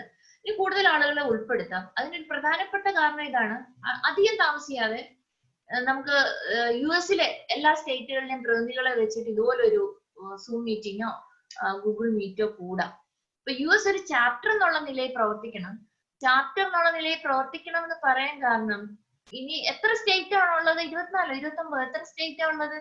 50. എത്ര? 50 സ്റ്റേറ്റ് ഉണ്ട് US. എനിക്ക് തോന്നുന്നു മിക്കവാറും എല്ലാ സ്റ്റേറ്റിലും മലയാളികൾ ഉണ്ട് തന്നെ. അപ്പോ നമുക്ക് മലയാള മിഷന്റെ പ്രവർത്തനങ്ങൾ നിങ്ങളുടെ നേതൃത്വത്തിൽ, ഇപ്പൊ ഇവിടെ നിന്ന് ഞങ്ങളുടെ കമ്മ്യൂണിക്കേഷനോ അല്ലെങ്കിൽ അവിടെ നിന്ന് ആഗ്രഹിച്ചു വരുന്നവരെയോ ആണ് നമ്മൾ മലയാള മിഷനെ ചേർത്തിട്ടുള്ളത്, സോണുകളാക്കിയിട്ടുള്ളത്. അതിലുപരിയായിട്ട് ഈ കഴിയുന്നത്രയും മലയാളി പോപ്പുലേഷൻ ഉള്ളിടത്തേക്ക് മലയാള മിഷന്റെ പ്രവർത്തനങ്ങൾ വ്യാപിപ്പിക്കണം. അത് ഇതൊരു സേവനമാണ്. മലയാളം മിഷൻ കേരള സർക്കാർ നൽകുന്ന സേവനമാണ്. ഈ സേവനം ഉപയോഗിക്കാൻ അർഹതയുള്ളവരാണ് എല്ലാ പ്രവാസികളും. അപ്പൊ അവർക്ക് ഇതിനെ കുറിച്ചുള്ള അറിവ് കൊടുക്കുക. സാധാരണ രീതി സർക്കാരിന്റെ ഈ സംവിധാനങ്ങളൊക്കെ ഒരു കൊല്ലാപ്പാണെന്ന് വിചാരിച്ച് മനുഷ്യര് തല ഉരുക്കൊണ്ട് പോവാറാണ് പതിവ്. പക്ഷെ ഞങ്ങൾ ഇവിടെ കഴിയുന്നത്രയും ഫ്രണ്ട്ലി ആക്കാൻ ആണ് ശ്രമിച്ചുകൊണ്ടേയിരിക്കുന്നത്. അപ്പൊ അതിലേക്ക് ബാക്കിയുള്ള സ്റ്റേറ്റുകളെ കൂടി, മലയാളി പോപ്പുലേഷൻ നല്ലവണ്ണമുള്ള സ്റ്റേറ്റുകളെ കൂടി നമുക്ക് ഉൾപ്പെടുത്തണം. അതിനൊരു ലീഡർഷിപ്പ് എന്നുള്ള നിലയിൽ നിങ്ങൾ ഓരോരുത്തരും പ്രവർത്തിക്കണം. അപ്പൊ അധികം താമസിയാൻ നമ്മളപ്പോ US എന്നുള്ള നിലയിൽ നമ്മൾ വീണ്ടും കണ്ടുമുട്ടും. അതിനോടിടയ്ക്ക് നിങ്ങളുടെ മറ്റ് സ്റ്റേറ്റുകളിലെ പരിചയക്കാരെയൊക്കെ വിളിച്ചിട്ട് നിങ്ങളുടെ അനുഭവങ്ങൾ കൂടി പറഞ്ഞ് അവരുടെ മലയാളം മിഷൻ തുടങ്ങാൻ പറ്റുമെങ്കിൽ അതും ചെയ്യാം. അപ്പൊ ഉദ്ദേശിക്കുന്ന ഒരു സെറ്റപ്പ് ഓണം കഴിഞ്ഞിട്ട് സെപ്റ്റംബർ മാസം നമ്മൾക്ക് വീണ്ടും അത്തരത്തിലൊരു ഗെറ്റ് ടുഗദർ ഉണ്ടാകാം. ഞാൻ ദീർഘിപ്പിക്കുന്നില്ല. നിങ്ങൾക്കൊക്കെ നല്ല രാത്രി, ശുഭരാത്രി. മലയാളത്തെ സ്വപ്നം കണ്ട് ഇപ്പൊ ഇവിടെ കർക്കിടകമാണ്, നല്ല വെളിച്ചമാണ്. പക്ഷെ ഓണത്തുമ്പികളെയൊക്കെ സ്വപ്നം കണ്ട്, നല്ല നാളുകളെ സ്വപ്നം കണ്ട്, നമ്മുടെ കുഞ്ഞുങ്ങൾക്ക് കേരളം അവരുടെ സ്വന്തം നാടാണ്, എപ്പോ വേണമെങ്കിലും അവർക്ക് തിരിച്ചു വരാവുന്നതാണ്, അവരുടെ ഭാഷയാണ് മലയാളം എന്നൊക്കെയുള്ള അഭിമാന ബോധം ഉണ്ടാകത്തക്കവണ്ണമുള്ള നാളുകൾക്ക് വേണ്ടി ആശംസിച്ചുകൊണ്ട് ഞാൻ എന്റെ വാക്കുകൾ ചുരുക്കുന്നു. അപ്പൊ നമുക്ക് വീണ്ടും കാണാം. ആർക്കെങ്കിലും എന്തെങ്കിലും പറയാനുണ്ടെങ്കിൽ പറഞ്ഞ് നമുക്ക് അവസാനിപ്പിക്കാം. മേഡം, ഒരു കാര്യം പറയാനുണ്ടായിരുന്നു. പ്രത്യേകിച്ച് ബുക്കിന്റെ കാര്യത്തിലാണ്. ബുക്ക് ഇപ്പം ഞങ്ങള് ഇപ്പം സാറുടെ ഇത് കഴിഞ്ഞപ്പോഴാണ് ബുക്കിന്റെ ഒരു ഗുണവും അത് കിട്ടിയിട്ടുണ്ടെങ്കിൽ കുറച്ചും കൂടി എത്രത്തോളം എഫക്റ്റീവ് ആവും എന്നുള്ളത് ഞങ്ങളിപ്പം തിരിച്ചറിയണത്. അതുകൊണ്ട് തന്നെ ഞങ്ങളിപ്പോൾ ഒരാളോട് ചോദിച്ചു കഴിഞ്ഞാൽ, പ്രത്യേകിച്ച് കൊറോണ ആയതുകൊണ്ട് സഹായിക്കാൻ ആൾക്കാരുണ്ട് അവിടെ തിരുവനന്തപുരത്ത്. പക്ഷെ ഞങ്ങൾക്ക് ചോദിക്കാനുള്ള ഒരു മടി അതുകൊണ്ടാണ്. എന്ന് വെച്ചാൽ ഞങ്ങളായിട്ട് ഇപ്പം അവിടെ വന്ന് അവരെ യാത്രയുടെ ഇടയിൽ വല്ലതും അത് ഒഴിവാക്കാൻ വേണ്ടിയിട്ടാണ് ഞങ്ങൾ ആരോടും ഹെൽപ്പ് ചോദിക്കാതെ. നിങ്ങളിപ്പോ ഓഫീസ് തന്നെയാണെങ്കിൽ അതിന്റെ ചാർജും കാര്യങ്ങളൊക്കെ ഞങ്ങൾ അത് നിങ്ങളെ പേഴ്സണൽ അക്കൗണ്ടിലേക്കോ എങ്ങനെയാണെങ്കിൽ ഞങ്ങൾക്ക് ട്രാൻസ്ഫർ ചെയ്യാൻ പറ്റും. അതിന്റെ എത്രയാണ് പൈസ ആയതുള്ള കാര്യങ്ങളൊക്കെ. അപ്പൊ അത് എങ്ങനെയെങ്കിലും ഇപ്പൊ ആശാ മേഡത്തിനോടായിട്ട് ഞങ്ങൾ വേണം കോർഡിനേറ്റ് ചെയ്യാം. ആരോടെങ്കിലും ഒരാളോട് ഞങ്ങൾക്ക് അതിനെ ഏൽപ്പിച്ചു തരാൻ പറ്റുമോ? തീർച്ചയായിട്ടും. ഇപ്പൊ നമുക്ക് ഇവിടുന്ന് പാഠപുസ്തകങ്ങൾ US-ലേക്ക് അയച്ചു തരാൻ ചില സാങ്കേതിക പിഴവുകളുണ്ട്, പ്രശ്നമുണ്ട്. ഇതുവരെ പരിഹരിക്കാത്ത ചില പ്രശ്നങ്ങളുണ്ട്. പക്ഷെ നിങ്ങൾ ഏതെങ്കിലും ഒരു മേൽവിലാസം ഞങ്ങൾക്ക് തരികയാണെങ്കിൽ അവിടേക്ക്, അതായത് ഇന്ത്യക്കകത്ത് എവിടെയാണെങ്കിൽ അവിടേക്ക് ഞങ്ങൾ ഇവിടുന്ന് പുസ്തകങ്ങൾ അയച്ചു തരാം. അതിനുള്ള ഏർപ്പാട് ഞങ്ങൾ ചെയ്യാം. അപ്പൊ അവിടേക്ക് അയക്കുമ്പോ ഒന്നാമത്തെ പ്രശ്നം, നമ്മുടെ പാഠപുസ്തകങ്ങൾ സൗജന്യമായിട്ടാണ് നൽകുന്നത്. അപ്പൊ ഈ പിന്നെ എക്സ്പോർട്ട് ചെയ്യുമ്പോൾ അവര് ചോദിക്കുന്ന ആദ്യത്തെ ചോദ്യം ഇതിന്റെ വിലയാണ്. നമുക്ക് വിലയിടാൻ നിവൃത്തിയില്ല. അത് തന്നെ വലിയൊരു തടസ്സമാണ്. ഇത് ഞങ്ങളുടെ ചെലവിൽ നിങ്ങൾ ഇന്ത്യക്കകത്ത് എവിടെ ചോദിച്ചാലും അവിടെ പുസ്തകം എത്തിച്ചേരും. അത് അങ്ങനെയാണ് ഞങ്ങൾ കോർഡിനേറ്റ് ചെയ്തോളാം, കുഴപ്പമില്ല. ഞങ്ങൾ ആരെങ്കിലും ഒരാളെ വീട്ടിലെത്തിയിട്ട് ചെയ്തിട്ട് അവിടുന്ന് ചെയ്താൽ മതിയാവുമല്ലോ. ആരുടെയെങ്കിലും വീട്ട് അഡ്രസ് തന്നോ, ഇവിടെ തിരുവനന്തപുരത്താണെങ്കിൽ അവരുടെ വീട്ടിൽ നമ്മൾ നേരിട്ട് കൊണ്ടുവന്ന് എത്തിക്കാം. അതല്ലെങ്കിൽ പോസ്റ്റൽ വഴി നമുക്ക് അതിന് സംവിധാനം ഉണ്ട്, അത് എത്തിക്കാം. ചെയ്യാം, ശരിയാ, ചെയ്യാം. ഓക്കെ, ആശയമായിട്ട് ഒന്ന് കോർഡിനേറ്റ് ചെയ്താൽ മതി. ചെയ്തോളാം, ഞാൻ ചെയ്തോളാം. ഓക്കെ. അതുപോലെ മാഡം മുമ്പ് സംസാരിച്ച പോലെ ഒന്ന് രണ്ട് വേറെ സംസ്ഥാനങ്ങളിൽ നിന്നും ആൾക്കാർ ഇൻട്രസ്റ്റ് കാണിച്ചിരുന്നു. അപ്പം ഞങ്ങൾ അതുപോലെ ആശയമായിട്ട് കോർഡിനേറ്റ് ചെയ്യാം. ഒഹായോ എന്നും വേറെ ഒന്ന് രണ്ട് സ്ഥലത്തുനിന്നും. പലപ്പോഴും പലയിടത്തും എനിക്ക് മനസ്സിലായത് ഇത്തരം ഒരു പ്ലാറ്റ്ഫോം എങ്ങനെ ഉപയോഗിക്കണം അറിയുന്നവർക്ക് തന്നെ പ്ലാറ്റ്ഫോം എങ്ങനെ ഉപയോഗിക്കണം എന്ന് അറിയാത്ത ആളുകളുണ്ട്. അപ്പോ നമ്മൾ നിങ്ങളിൽ അറിയുന്നവര് അവരുമായിട്ടുകൂടി ഒന്ന് കമ്മ്യൂണിക്കേറ്റ് ചെയ്താൽ നമുക്ക് അവർക്ക് കൂടി മലയാളം മിഷന്റെ സേവനം എത്തിക്കാൻ കഴിയും. എനിക്ക് തോന്നുന്നു അതുപോലെ തന്നെ ഇപ്പം മുമ്പ് ദിലീപും ശ്രീപ്രസാദും പറഞ്ഞ പോലെ തന്നെ ഇപ്പൊ ഇതിൽ ഓൺലൈൻ ആയതുകൊണ്ട് മറ്റു സ്റ്റേറ്റുകളിൽ നിന്ന് പല കുട്ടികളും അറ്റൻഡ് ചെയ്യുന്നുണ്ട്. അപ്പൊ അത് അവർക്കൊരു ഇൻസ്പിറേഷൻ ആയിരിക്കും. അപ്പൊ ഇതിന്റെ പ്രോഗ്രസ് കാണുമ്പോൾ എനിക്ക് തോന്നുന്നു അവർക്കും അവിടെ ആ ചാപ്റ്റേഴ്സ് ഉണ്ടാക്കാനുള്ള ഒരു ഇൻസ്പിറേഷൻ ഉണ്ടാവുമെന്ന്. ഇന്നലെ കാനഡയിൽ നിന്ന് ഒരു കുട്ടിയെ പഠിപ്പിക്കാമെന്ന് ഇങ്ങനെ ചോദിച്ചു ആരോ. യഥാർത്ഥത്തിൽ കാനഡയിൽ കഴിഞ്ഞ ദിവസം നമ്മള് പിന്നെ പുതിയ ചാപ്റ്റർ തുടങ്ങി അവരുമായിട്ടുള്ള ഒരു മീറ്റിംഗും കഴിഞ്ഞിരുന്നു. അപ്പോ ആ ഗ്രൂപ്പിലേക്ക് നമുക്ക് കാനഡ വേറെ രാജ്യമാണല്ലോ. പിന്നെ കാനഡ, പക്ഷെ കാനഡയിൽ നിന്ന് നോക്കുമ്പോൾ കാനഡ സെലക്ട് ചെയ്യുമ്പോൾ അവിടെ ഒരു സ്റ്റഡി സെന്റർ കാണുന്നില്ല. ആണോ? അതെ, തന്നെ ഈ ഇതിനകത്തേക്ക് വന്നിട്ടുണ്ടാവില്ല. ഞാനത് നോക്കിയിട്ട് പറയാം. വെബ്സൈറ്റ് നോക്കിയിട്ട് പറയാം. യഥാർത്ഥത്തിൽ കാനഡ ആയിട്ടുണ്ട്. കാനഡയുടെ ഒരു മീറ്റിംഗ് കഴിയുകയും ചെയ്തു, ഓൺലൈൻ മീറ്റിംഗ് കഴിയുകയും ചെയ്തത്.